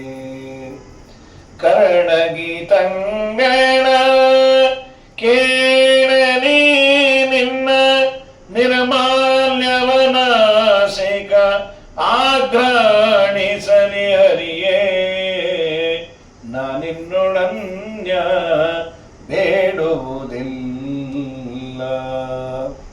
ನಾಲಿಗೆ ನಿನ್ನ ಕೊಂಡಾಡಲಿ ಎನ್ನ ಕರಗಳೆರಡು ನಿನ್ನ ಅರ್ಚಿಸಲಿ ಹರಿಯೇ ಚರಣ ತೀರ್ಥಯಾತ್ರೆ ಮಾಡಲಿ ಎನ್ನ ಮನ ಅನುದಿನ ನಿನ್ನ ಸ್ಮರಿಸಲಿ ಹರಿಯೇ ನಾನಿನ್ನೋಡನ್ಯ ಬೇಡುವುದಿಲ್ಲ. ಇದೇ ಮಾತನ್ನು ವಾಣಿ ಗುಣಾನು ಕಥನೆ ಶ್ರವಣೋ ಕಥಾಯಾಂ ಹಸ್ತೌ ಚ ಕರ್ಮಸು ಮನಃ ತವ ಪಾದಯೋರ್ನೋ ಸ್ಮೃತ್ಯಾಂ ಶಿರಃ ತವ ಸುರ ಪ್ರವರ ಪ್ರಣಾಮೇ ದೃಷ್ಟಿ ಸತಾಂ ದರ್ಶನೆ ಅಸ್ತು ಭವತ್ತನೂನಾಂ. ದೇವರು ಅನುಗ್ರಹವನ್ನು ಮಾಡಿ ವಾಪಸ್ಸು ಕೊಟ್ಟು ಕಳಿಸ್ದ. ಇದಾದ ಮೇಲೆ ಈ ಊರು ಬೇಡ ಪಕ್ಕದೂರು ಹೋಗೋಣ ಅಂತ ಒಂದು ಪ್ರಪೋಸಲ್ ದೇವರು ಕೊಟ್ಟದ್ದು. ಯದ್ಯಪಿ ಭಾಗವತದಲ್ಲಿ ದೇವರು ಕೊಟ್ಟದ್ದು ಅಂತಿಲ್ಲ, ನಂದಗೋಪನೇ ಅವರು ಹೋಗೋಣ ಅಂತ ಹೇಳಿದ್ದು. ಹರಿವಂಶದಲ್ಲಿ ಮಾತ್ರ ನಂದ ಕೃಷ್ಣನೇ ಪ್ರಪೋಸಲ್ ಕೊಟ್ಟಿದ್ದು ಅಂತ ಶ್ರೀಮದಾಚಾರ್ಯರು ಮಹಾಭಾರತದ ಅಪರ್ಣಯದಲ್ಲಿ ಅದೇ ವರ್ಷನನ್ನೇ ಹೇಳ್ತಾರೆ. ಕೃಷ್ಣ ಈ ಊರು ಬಿಡ್ಲಿಕ್ಕೆ ಕಾರಣ ಏನು ಅಂದರೆ ಎರಡು ಕಾರಣವನ್ನು ಕೊಡ್ತಾರೆ. ಒಂದು, ಗೋವುಗಳೆಲ್ಲ ಸಗಣಿ ಗಂಜಲ ಹಾಕಿ ಹಾಕಿ ಹಾಕಿ ಗೋಕುಲದ ಭೂಮಿಯೆಲ್ಲ ವಾಸನೆ ಬಂದ್ಬಿಟ್ಟಿತ್ತು. ಇನ್ನೊಂದು, ಗೋವುಗಳಿಗೆ ಹುಲ್ಲು ಕಡಿಮೆ ಆಗಿತ್ತು. ಹುಲ್ಲು ಚೆನ್ನಾಗಿ ಇರಬೇಕು, ನೀರು ಚೆನ್ನಾಗಿ ಇರಬೇಕು. ಪಕ್ಕದಲ್ಲಿ ವೃಂದಾವನ ಅಂತಿದೆ, ಗೋವರ್ಧನಗಿರಿ ಇದೆ, ಯಮುನೆ ಚೆನ್ನಾಗಿ ಹರಿತಾಳೆ, ಅಲ್ಲಿಗೆ ಹೋಗೋಣ ಅಂತ ಪ್ರಪೋಸಲ್ ಕೊಟ್ಟ. ಇದು ಹರಿವಂಶದಲ್ಲಿ ಬಂದದ್ದು. ಅಪರ್ಣಯದಲ್ಲಿ ಆಚಾರ್ಯರನ್ನ ಹೇಳ್ತಾರೆ. ಇವ್ರು ಯಾರು ಒಪ್ಪಲಿಲ್ಲ, ನಾವು ಬರಂಗಿಲ್ಲ, ನಮ್ಮೂರೇ ವಾಸಿ. ಯಾರು ಬರ್ತಾರೆ? ಅವ್ರವ್ರ ಏರಿಯಾ ಬಿಟ್ಟು ಬರಂಗಿಲ್ಲ, ಅವ್ರವ್ರ ಮನೆ ಅವ್ರವ್ರ ಏರಿಯಾ ಅದೇ ಕಸ್ಟಮ್ ಆಗಿರ್ತೀವಿ, ನಾವು ಬರೋದಿಲ್ಲ ಅಂತ. ಕೃಷ್ಣ ಅಂದ, ಮರ್ಯಾದೆಯಿಂದ ನೀವೇ ಬರ್ತೀರೋ ನಾನೇ ಕರ್ಕೊಂಡು ಹೋಗಲು. ಅದು ಹೆಂಗೆ ಕರ್ಕೊಂಡು ಹೋಗ್ತೀನಿ ನೋಡೋಣ ಅಂತ ಮಾಡ್ತೀನಿ ಅಂತ ತನ್ನ ರೋಮಕೂಪಗಳಿಂದ ತೋಳಗಳನ್ನು ಸೃಷ್ಟಿ ಮಾಡಿದ. ರೋಮಕೂಪಗಳಿಂದ ವೃಂಕಗಳ ನಿರ್ಮಿಸಿದ ನಮ್ಮ ವಾದಿರಾಜ ಸ್ವಾಮಿಗಳು ಅವನು ದೇವರು ಅನ್ನೋದಕ್ಕೆ ಇದು ಒಂದು ಕಾರಣ ಕೊಡ್ತಾರೆ. ದೇವರ ರೋಮಕೂಪಗಳಿಂದ ತೋಳಗಳು ಸಾವಿರಾರು ಸಾವಿರಾರು ತೋಳ, ಅದು ತೋಳ ಅಲ್ಲಂತೆ, ತೋಳದ ರೂಪದಲ್ಲಿದ್ದ ದೇವರೇ ಅಂತೆ. ಯಾಕೆಂದ್ರೆ ಪ್ರತಿ ತೋಳದ ಮೇಲೂ ಶ್ರೀವತ್ಸ ಚಿಹ್ನೆ ಇತ್ತು. ಶ್ರೀವತ್ಸ ಚಿಹ್ನೆ ಇದೆ ಅಂದ್ರೆ ಅದು ದೇವರದೇ ಅವತಾರ. ಅದು ಮತ್ಸ್ಯಾಕೂರ್ಮ ಇದ್ದ ಹಾಗೆ ಇದೊಂದು ಸತ್ಯಾಭಿನವ ತೀರ್ಥರು ಬರೆಯೋದು. ಆದ ಮೇಲೆ ಎಲ್ಲರೂ ಭಯಪಟ್ಟರು. ಅದೆಲ್ಲ ಕಚ್ಚಿ ಪರಿಚಿ ಮಾಡಿದಾಗ ಎಲ್ಲ ಹಿರಿಯರು ಮೀಟಿಂಗ್ ಮಾಡಿ ಕೃಷ್ಣನ ಮಾತು ಕೇಳೋದೇ ಚಲೋ ರೀ, ಅವನು ಒಂದು ಪ್ರಪೋಸಲ್ ಕೊಟ್ಟ್ಯಾನ, ಪಕ್ಕದಲ್ಲಿರೋ ವೃಂದಾವನಕ್ಕೆ ಬರ್ತೀರೋ ಅಥವಾ ಇಲ್ಲೇ ವೃಂದಾವನ ಆಗ್ತೀರೋ ಅಂತ, ಆಗೋದಕ್ಕಿಂತ ಹೋಗೋದೇ ವಾಸಿ, ಇಲ್ಲಿದ್ರೆ ಅದು ನಮ್ಮನ್ನು ಕೊಂದೇ ಬಿಡ್ತಾವೆ. ಎಲ್ಲರೂ ಪಕ್ಕದ ವೃಂದಾವನಕ್ಕೆ ಬಂದರು. ಅವರ ಮತ್ತೆ ಎಲ್ಲರಿಗೂ ಮನೆಗೆ ವ್ಯವಸ್ಥೆ ಮಾಡಿಕೊಟ್ಟು ಅಲ್ಲಿ ಒಂದು 3-4 ಜನ ಅಸುರರೆಲ್ಲ ಬಂದಿದ್ರು. ಬಕಾಸುರ ಅಂತ ಬಕದ ರೂಪದಲ್ಲಿ ಒಬ್ಬ ಅಸುರ ಬಂದಿದ್ದ, ಅವನನ್ನು ಸಂಹಾರ ಮಾಡಿದ. ಈಗೆಲ್ಲ ಅವನು ಆಟ ಆಡ್ತಾ ಒಮ್ಮೆ ವತ್ಸಾಸುರ ಅಂತ ಬಂದಿದ್ದ, ಅವನ ಸಂಹಾರ ಆಯಿತು. ಒಮ್ಮೆ ತತಶ್ಚ ಪೌಗಂಡವಯ, ಪೌಗಂಡ ಅಂತಂದ್ರೆ 9 ವಯಸ್ಸಿಗೆ ಪೌಗಂಡ ಅಂತ ಕರೀತಾರೆ. ಕೃಷ್ಣ ಏನು ಮಾಡಿದ, ಪೌಗಂಡ ವಯಸ್ಸಿಗೆ ಬಂದಾಗ ಯಮುನೆಗೆ ಆಟಕ್ಕೆ ಅಂತ ಬಂದಾಗ ಕೆಲವರೆಲ್ಲ ಬಿದ್ದೋದ್ರು. ಕೃಷ್ಣ ಕೇಳೋದು, ಏನಾಯ್ತು ಇವರೆಲ್ಲ ಬಿದ್ರಲ್ಲ ಗೋಪಾಲಕರು? ಸರ್ವಜ್ಞ, ಅವನು ಗೊತ್ತಿಲ್ಲ ಅಂತಲ್ಲ, ದೇವರ ಒಂದು ಸ್ವಭಾವ, ರಿಕ್ವೆಷನ್ ಲೆಟರ್ ಕೊಟ್ಟರೆ ಅನುಗ್ರಹ ಮಾಡೋದಕ್ಕೆ. ನೀನು ದೇವರನ್ನು ಬೇಡು, ನನಗೆಲ್ಲ ಗೊತ್ತು ನಿಂಗೆ ಯಾವಾಗ ಕೊಡಬೇಕು ಅಂತ. ಹೌದು, ದೇವರಿಗೆ ಇವರಿಗೆ ಸಾತ್ವಿಕರಿಗೆ ಮೋಕ್ಷ ಕೊಡಲೇಬೇಕು ಅಂತ ಗೊತ್ತಿದೆ, ಇಷ್ಟೆಲ್ಲ ಸಾಧನೆ ಯಾಕೆ ಮಾಡಿಸ್ಬೇಕ್ರಿ? ಹುಟ್ಟಿಸಿ ಮಾಡಿ ಅವ್ರನ್ನ ಒದ್ದಾಡಿಸಿ ವ್ರತ ಮಾಡಿರಿ, ಏಕಾಸಿ ಮಾಡಿರಿ, ಸತ್ತು ಸುಣ್ಣ ಆಗಿ ಅನ್ನೋದಕ್ಕಿಂತ ಹೀಗೆ ತೆಗೆದು ಹಾಗೆ ಇಟ್ಬಿಟ್ರೆ ಆಯ್ತು, ಸಾತ್ವಿಕರ ಮೋಕ್ಷ. ಅದೆಲ್ಲ ಮಾಡೋದಿಲ್ಲ. ಈ ಪ್ರೋಸೆಸ್ಸಿಂದ ನೀವು ಬಂದ್ರೇನೆ ಅನುಗ್ರಹ ಮಾಡೋದು. ನೀನು ಸತ್ಕರ್ಮವನ್ನು ಆಚರಣೆ ಮಾಡ್ತೀನಿ ಸಂಕಲ್ಪ ಮಾಡಿ ಪ್ರಾರಂಭ ಮಾಡು, ನಿನಗೆ ಸಹಕಾರ ಕೊಟ್ಟು ನಾನು ನಿನ್ನಲ್ಲಿ ಬೇಕಾದಷ್ಟು ಮಾಡಿಸ್ತೇನೆ. ಆದರೆ ನೀನು ಮಾಡೋದೇ ಇಲ್ಲ ಅಂತ ಕೂತಿ ಅಂದರೆ ಆ ಪ್ರಾಣ ನಾ ಏನೂ ಮಾಡಿಸೋದಿಲ್ಲ ಅಂತಂದೆ. ಬೇಕಾದ ಮಾಡು. ಹಾಗಾದರೆ ನಮ್ಮ ಸ್ವಾಮಿಯ ರೀತಿ ಇರೋದೇ ಹಾಗೆ ಅಂತ ಪ್ರಾರ್ಥನೆ ಮಾಡಿದರು. ಕೃಷ್ಣ, ಇಲ್ಲಿ ಒಂದು ಹಾವಿದೆ, ಅದು 15 ದಿವಸಕ್ಕೂ ತಿಂಗಳಿಗೊಮ್ಮೆ ವಿಷ ಬಿಡುತ್ತೆ. ಇಡೀ ಕಾಲಿಂದಿ ಮಡು ಅಂತ ಒಂದು ಸ್ಥಳ ವಿಶೇಷ, ಸುಮಾರು ಒಂದು 1 ಕಿಲೋಮೀಟರ್ ರೇಡಿಯಸ್. ಯಮುನಾ ನೀರನ್ನೆಲ್ಲ ಹಾಳು ಮಾಡುತ್ತೆ. ಅದ್ರ ನೀರು ಕುಡಿಯೋದು ಹೋಗಲಿ, ಗಾಳಿ ಕುಡಿದ್ರೆ ಎಲ್ಲ ಸತ್ತೋಗ್ತಾರೆ. ನೀವು ಓಡಿಸ್ತೀಯ? ನೀವು ಮಹಾ ಸಮರ್ಥ. ಅವಶ್ಯ ಓಡಿಸ್ತೀನಿ, ಬಲರಾಮಂಗೆ ಎಂದು ಯಾರು ಹೇಳಲಿಕ್ಕೆ ಹೋಗ್ಬೇಡ್ರಿ. ಯಾಕೆ ಸ್ವಾಮಿ, ನೀವು ಯಾವಾಗಲೂ ಜಾಯಿಂಟ್ ವೆಂಚರೇ ಮಾಡ್ತಾ ಇದ್ರಲ್ಲೋ, ಈಗ ಯಾಕೆ ಸೋಲೋ? ಇಲ್ಲ, ಅವನು ಹಾವು ಇದು ಹಾವು, ಜಾತಿ ಮೇಲೆ ಪ್ರೀತಿ ಇರ್ತಾವ. ಮತ್ತು ನಾವು ಹೊಡಿಬೇಕು ಅಂದಾಗ ಅವ್ರು ಬಂದು ಬ್ಯಾಡ ಅಂದ್ರೆ ಅಣ್ಣನ ಮಾತು ಕೇಳೋದು, ಇದಕ್ಕೆ ಒದಿಯೋದು. ಬೇಡ ಮುಸಾಬರಿ, ಅವ್ನು ಬಂದ ಮೇಲೆ ಅಣ್ಣ ಒದ್ದಬೇಡ. ಇದಕ್ಕೆ ಅಣ್ಣ ಬಂದಾಗ ಅಣ್ಣ ನಿಮ್ಮ ಫ್ರೆಂಡ್ ಅಂತ ವಿ ಆರ್ ವೆರಿ ಸಾರಿ ಅಂದ್ಬಿಟ್ರೆ ಅದು ಮುಗದೇ ಸುಸೂತ್ರ. ಅಷ್ಟೇ ಮಾಡೋದು. ಬಲರಾಮದೇವರು ಹೇಳಲಿಲ್ಲ, ಇದು ಅದರಾಗಲು ಕೊಟ್ಟಂತ ಕಾರಣ. ನಿಜವಾಗಲೂ ಅಲ್ಲಿ ಬಿಟ್ಟು ಬಂದದ್ದು ಯಾಕೆ ಅಂದರೆ ಶ್ರೀಮದಾಚಾರ್ಯ ಅಂತಾರೆ, ನಾನು ನೀನು ಇಬ್ಬರು ಯಮುನಾ ತೀರಕ್ಕೆ ಬಂದು ಕೃಷ್ಣ ಸತ್ತ ಅನ್ನೋ ಸುದ್ದಿ ಕೇಳಿದ್ರೆ ಎಲ್ಲರೂ ನಂದ ಯಶೋಧಾದಿಗಳು ಸತ್ತೇ ಹೋಗ್ತಾರೆ. ನೀ ಇದ್ದಿ ಅಂದರೆ ನಿನ್ನ ಮುಖ ನೋಡ್ಕೊಂಡು ಬದಿಗಿರ್ತಾರೆ, ನೀನು ನನ್ನನ್ನು ಕಟ್ಕೊಂಬ. ಅಂತೂ ಭಗವದ್ ಭಕ್ತರನ್ನ ಸಂರಕ್ಷಣೆ ಮಾಡ್ಲಿಕ್ಕೆ ದೇವರು ಯಾವುದೋ ಒಬ್ಬ ರೆಪ್ರೆಸೆಂಟೇಟಿವ್ ಇಟ್ಟಿರ್ತಾನಂತ. ಇದು ದೇವರ ಕಾರುಣ್ಯ ಅಂತ ಶ್ರೀಮದಾಚಾರ್ಯ ಹೇಳಿದ್ದು. ನೀನು ನೋಡಿ ಮುಖ ನೋಡಿ ಸುಮ್ಮನೆ ಸರಿ. ಕೃಷ್ಣ ಬಂದ, ಅಲ್ಲೇ ಒಂದು ಕದಂಬ ವೃಕ್ಷ ಇತ್ತು, ಹತ್ತಿದ, ಅಲ್ಲಿಂದ ಜಿಗದ ಕೂಡಲೇ ಹಾವು ಬಂದು ಸುತ್ತಗೋತು. ಅದಕ್ಕೆ ಮಹಾಕೋಪ. ಆಗ ಕಚ್ಚೋದು, ಮೂರು ಹಲ್ಲು ಬಿದ್ದೋಗೋದು. ಇದೇನಿದು ಕೃಷ್ಣನು, ಕೃಷ್ಣ ಪ್ರತಿಮಾನು? ಅದರಾಗ ಅಂದರು, ಅಲ್ರಿ VIP ಹೋಗಿ ಯಾರಾದ್ರೂ ಕಚ್ಚುತ್ತಾರ? ಸ್ವಲ್ಪ ಜ್ಞಾನ ಬುದ್ಧಿ ಬೇಡ. ಸಾಮಾನ್ಯ ತುಂಬ ದೊಡ್ಡವ್ರನ್ನ ವಿರೋಧ ಮಾಡ್ಕೋಬಾರ್ದು, ತಣ್ಣಗಿರ್ಬೇಕು ಅವ್ರ ಹತ್ರ ತಗ್ಗಿ ಬಗ್ಗೆ. ಇಲ್ರಿ ಕೃಷ್ಣ VIP ಅಂತ ಅದಕ್ಕೆ ಗೊತ್ತಿಲ್ಲ. ಅದು ಹೆಂಗೆ ಗೊತ್ತಾಗ್ತಾವೆ? ಪುರಾಣಕ್ಕೆ ಹೋಗಿದ್ರೆ ಗೊತ್ತಾಗಿರೋದು. ಹೇಳಿರೋರು ಆಚಾರ್ಯ, ಕೃಷ್ಣನ ಸುದ್ದಿಗೆ ಹೋಗಬೇಡ್ರಿ, ಕೃಷ್ಣಾರ್ಪಣೆ ಆಗ್ತೀರಿ ಅಂತ. 4 ಸಲ ಪುರಾಣಕ್ಕೆ ಬಂದ, ಏನು ಕೆಲಸ ಆಗಲಿಲ್ಲ ಅಂದರು. ಯಾಕೆ ಅಂದರು, ಅದು ಹಾವು ಪುರಾಣಕ್ಕೆ ಬಂದು ಮಾಡೋದೇನು ಕಿವಿನೇ ಇಲ್ಲ.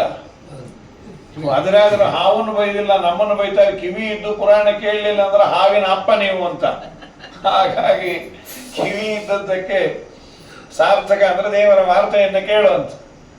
ಆದಮೇಲೆ ಇಲ್ಲಿ ಹುಡುಕ್ತಾರೆ, ಬಲರಾಮ ಊಟಕ್ಕೆ ಬಂದ್ರೆ ಸಾಕು, ಆಟ ಎಷ್ಟು ಆಡ್ತೀರೋ? ಕರೀತಾ ಇದ್ದಾರೆ, ಎಲ್ಲಿ ಕೃಷ್ಣ ಇಲ್ಲ, ನೀವು ನೋಡಿದ್ರೆ ಅದೊಂದು ದಾಸರು ಕೇಳ್ತಾರೆ, ಪಿಳ್ಳಂಗೋವಿಯ ಚಲ್ವ ಕೃಷ್ಣನ ಎಲ್ಲಿ ನೋಡಿದಿರೇ, ರಂಗನ ಎಲ್ಲಿ ನೋಡಿದಿರೇ, ಎಲ್ಲಿ ನೋಡಿದರಲ್ಲಿ ತಾನಿಲ್ಲದಿಲ್ಲವೆದು ಬಲ್ಲ ಜಾಣರೆ, ಪಿಳ್ಳಂಗೋವಿಯ ಚಲ್ವ ಕೃಷ್ಣನ ಎಲ್ಲಿ ನೋಡಿದಿರಿ, ನಂದ ಗೋಪನ ಮಂದಿರಂಗಳ ಸಂದು ಗೊಂದಿನಲಿ, ಚಂದದ ಗೋಪ ಬಾಲರ ವೃಂದದನಿ, ಸುಂದರಾಂಗದ ಸುಂದರಿಯರ ಹಿಂದು ಮುಂದಿನಲಿ, ಅಂದದ ಕಡು ಕಂದ ಕರುಗಳ ಮಂದೆಯಲಿ, ಪಿಳ್ಳಂಗೋವಿಯ ಚಲ್ವ ಕೃಷ್ಣನ ಎಲ್ಲಿ ನೋಡಿದಿರಿ, ಈ ಚರಾಚರದೊಳಗೆ ಅಜಾಂಡದ ಆಚೆ ಈಚೆಯಲಿ, ಕೇಚರೇಂದ್ರನ ಸುತನ ರಥದ ಅಚ್ಚಪೀಠದಲ್ಲಿ, ನಾಚದೆ ಮಾಧವ ಕೇಶವ ಎಂಬ ವಾಚಕಗಳಲ್ಲಿ, ವೀಚುಕೊಂಡದ ಪುರಂದರ ವಿಠಲನ ಲೋಚನಾಗ್ರದಲ್ಲಿ, ಪಿಳ್ಳಂಗೋವಿಯ ಚಲ್ವ ಕೃಷ್ಣನ ಎಲ್ಲಿ ನೋಡಿದಿರಿ, ಎಲ್ಲಿ ನೋಡಿದಿರಿ. ಅದು ಪಿಳ್ಳಂಗೋವಿ ಅಂದರೆ ಉದ್ದು ಕೊಳಲಿಗೆ ಪಿಳ್ಳಂಗೋವಿ ಅಂತಾರಂತೆ, ಚಿಕ್ಕದಕ್ಕೆ ಕೊಳಲು ಅಂತಾರಂತೆ. ಪಿಳ್ಳಂಗೋವಿ ಇಷ್ಟು ಉದ್ದ ಇರೋದಂಥದ್ದು, ನಮಗದು ಗೊತ್ತಿರಲಿಲ್ಲ, ನಿನ್ನೆ ಹೇಳಿದ್ರೆ. ಪಿಳ್ಳಂಗೋವಿ ಅಂದರೆ ಕೊಳಲೆ, ಆದರೆ ಕೊಳಲು ಚಿಕ್ಕದಿರತ್ತಂತೆ, ಅದರದ ಲೆಂತ್. ಪಿಳ್ಳಂಗೋವಿ ಅಂದರೆ ಭಾರಿ ದೊಡ್ಡ ಬಾಸೂರಿ, ಇಷ್ಟು ಉದ್ದ ಇರುತ್ತಿದ್ದಾರೆ, ಕೆಲವೆಲ್ಲ ತಂದಿರ್ತಾರೆ. ಹಾಗೆ ನಮ್ಮ ಸ್ವಾಮಿ ಎರಡೂ ಬಾರಿಸೋನು, ಎರಡನ್ನೂ ನುಡಿಸೋನು. ಕೇಳೋದು, ನೀವು ನೋಡಿದ್ರೆ ನೀವು ನೋಡಿದ್ರೆ, ಎನ್ನ ತಂದೆ ಬಾಲಕೃಷ್ಣ ನವನೀತ ಚೋರ ಬಂದನೇನೆ ರಂಗ ಬಂದನೇನೆ, ಘಲು ಘಲು ಘಲು ರೆಂಬೋ ಒಂದೊಂದುಗೆ ಗೆಜ್ಜೆ ಹೊಳೆ ಹೊಳೆ ಹೊಳೆಯುವ ಪಾದವನೂರುತ ನಲಿ ನಲಿದಾಡುತ್ತ ಉಂಗುರ ಅರಳೆಲೆ ಥಳ ಥಳ ಥಳ ಥಳ ಹೊಳೆಯುತ ಶ್ರೀಕೃಷ್ಣ ಬಂದನೇನೇ ರಂಗ ಬಂದನೇನೇ. ಪಾಪ ಎಲ್ಲಿ ನೋಡಿದ್ರು ಇಲ್ಲ, ಯಾರು ಇಲ್ಲ ಇಲ್ಲ ಅಂದ್ರು. ಬಲರಾಮ ಅಂದ ಕೃಷ್ಣ ಯಾರ ಮನೇಲಿ ಇಲ್ಲ ಅಂತ. ಮತ್ತೆ ಎಲ್ಲಿ ಹೋದನು? ಅಷ್ಟೊತ್ತು ಹುಡುಗರು ಬಂದು ಹೇಳೋದು, ನಿಮ್ಮ ಮಗನ್ನ ಹಾವು ನುಗ್ಲಿಕ್ಕೆ ಹತ್ತಾವ, ಈಗ ಬಂದ್ರೆ ಮಾರಿ ಕಾಣ್ತಾವ, ಇಲ್ಲಾಂದ್ರೆ ಮಾರಿ ಕಾಣೋದ್ರಲ್ಲಿ ಹೋಗ್ರಿ. ಅವ್ರು ಎದೇನೇ ಹೊಡ್ಕೊಂಡು ಬಲರಾಮನ ಬೈದು, ನಿಂಗೇನು ನೋಡ್ಕೊಳ್ಳಿಕ್ಕೆ ರೋಗ, ನಾ ಏನು ನೋಡ್ಕೊಂಬೋದೆ, ಅವನೇ ನಾನು ನೋಡ್ಕೊಂಬೋದು. ಅಂತೂ ಈ ದೊಡ್ಡ ಹುಡುಗ ಆಗಬಾರ್ದಪ್ಪ, ಇನ್ನೆಂದೂ ಪ್ರಮೋಷನ್ ಕೊಡ್ತೀವಿ ಅಂದ್ರೆ ಬೇಡ ಬೇಡ ಅಂತೀವಿ. ಈ ದೊಡ್ಡವರಾದ್ವಿ ಅಂದ್ರೆ ಬೈದು ಬೈದು ಬೊಕ್ಕೆ ಹಾಕಿ. ಒಂದೇ ಮಗು ಆದರೆ ಅಡ್ಡಿ ಇಲ್ಲ, ಇಲ್ಲ ಚಿಕ್ಕದಾಗಿರ್ಬೇಕು. ಚಿಕ್ಕದನ್ನು ಏನು ಮಾಡಿದ್ರು ಓದಿಸ್ತಾರೆ. ಈ ದೊಡ್ಡದಾಯಿತು ಅಂದರೆ ಮುದುಕ ಆಗಿದೆ, ಅದನ್ನು ನೋಡ್ಕೊಂತ ಏನು ಅದಕ್ಕೆ 5 ವರ್ಷ, ಇದಕ್ಕೆ 3 ವರ್ಷ. 5 ವರ್ಷದ ಮಗು 3 ವರ್ಷದ ಮುಂದೆ ಮುದುಕ ಅಂತದ್ದು. ನಾನು ಪುಟ್ಟವನಲ್ಲ, ನೀನು ಮುದುಕ ಅನ್ನೋದು. ಸರಿ ಪಾಪ ಎಲ್ಲ ಅಂದರು. ಮತ್ತು ಬಲರಾಮ ದೇವರು ಬಂದರು, ಕೃಷ್ಣನ ಬಂದ, ಕೃಷ್ಣ ನಿಂಗೆ ಏನಾಗಿಲ್ಲ ಅಂತ ನಂಗೆ ಗೊತ್ತು, ಯಾಕೆ ನೀವು ಬಿದ್ದುಕೊಂಬೋದೇ ನನ್ನ ಮೇಲೆ. ಎಲ್ಲಿ ಶೇಷದೇವರ ವಿಷಯಲ್ಲಿ, ಶೇಷದೇವರ ಯೋಗ್ಯತೆಯಲ್ಲಿ ಇದು ಯಾವುದೋ ಸಣ್ಣ ಪುಟ್ಟ ನಾಗ ಇದೇನು ಮಾಡ್ತಾವೆ ನಿಂಗೆ, ಏನು ಮಾಡೋದಿಲ್ಲ. ಅವರಿಗೆ ಕ್ಯೂರಿಯಾಸಿಟಿ. ದಯಮಾಡಿ ನೀವು ಓದಿ ಬಿಡಬೇಡ, ನನ್ನನ್ನು ಬೈದ್ಯಾರು. ದೇವರಂದ ನಿನ್ನಿಂದಾನೇ NOC ಬೇಕಾಗಿತ್ತು, ಓದಿತೀನಿ ನೋಡಿ. ಈಗ ಏನು ದೇವರ ನರ್ತನವನ್ನೇ ಮಾಡಬೇಕು ಅಂದ್ಕೊಂಡ. ಆ ದೇವರ ನರ್ತನಕ್ಕೆ ಆಡಿಯನ್ಸ್ ಯಾರಂದ್ರೆ ದೇವತೆಗಳಂತ.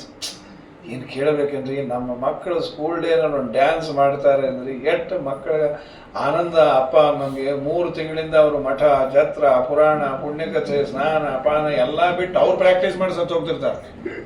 ಏನು ನಿಮಗೂ ಡ್ಯಾನ್ಸ್ ಅಂದ್ರು? ಇಲ್ರಪ್ಪ, ನಾವು ಕಲಿತ್ರ ಮಗುಗೆ ಚಲೋ ಹೇಳ್ಕೊಡ್ಬೋದು ಅಂಥೇಳಿ ಗಂಡ ಹೆಂಡ್ತಿಗೆ ಭಿನ್ನಾಭಿಪ್ರಾಯ ಬಂದು ಜಗಳ ಆಗಿ, ಯಾಕೆ ಏನು ಸ್ಟೆಪ್ಸ್ ಚಲೋ ಹಾಕೋದಿಲ್ಲ ಅಂತ. ಗಂಡಗಂದು ನೀವು ಸ್ಟೆಪ್ ಸರಿ ಹಾಕಲ್ಲ ಅಂತ. ಈಗ ಇವ್ನು ಬಿಡ್ಬೇಕಾ, ನೀನು ನಡೆಯೋದೇ ಡ್ಯಾನ್ಸ್ ಇದ್ದಾಗಿರತ್ತೆ, ಸುಮ್ಮನೆ ಕೂತ್ಕೊ, ನಮ್ಮನ್ನೇನಂತಿ ಅಂತ ಹೇಳಿ.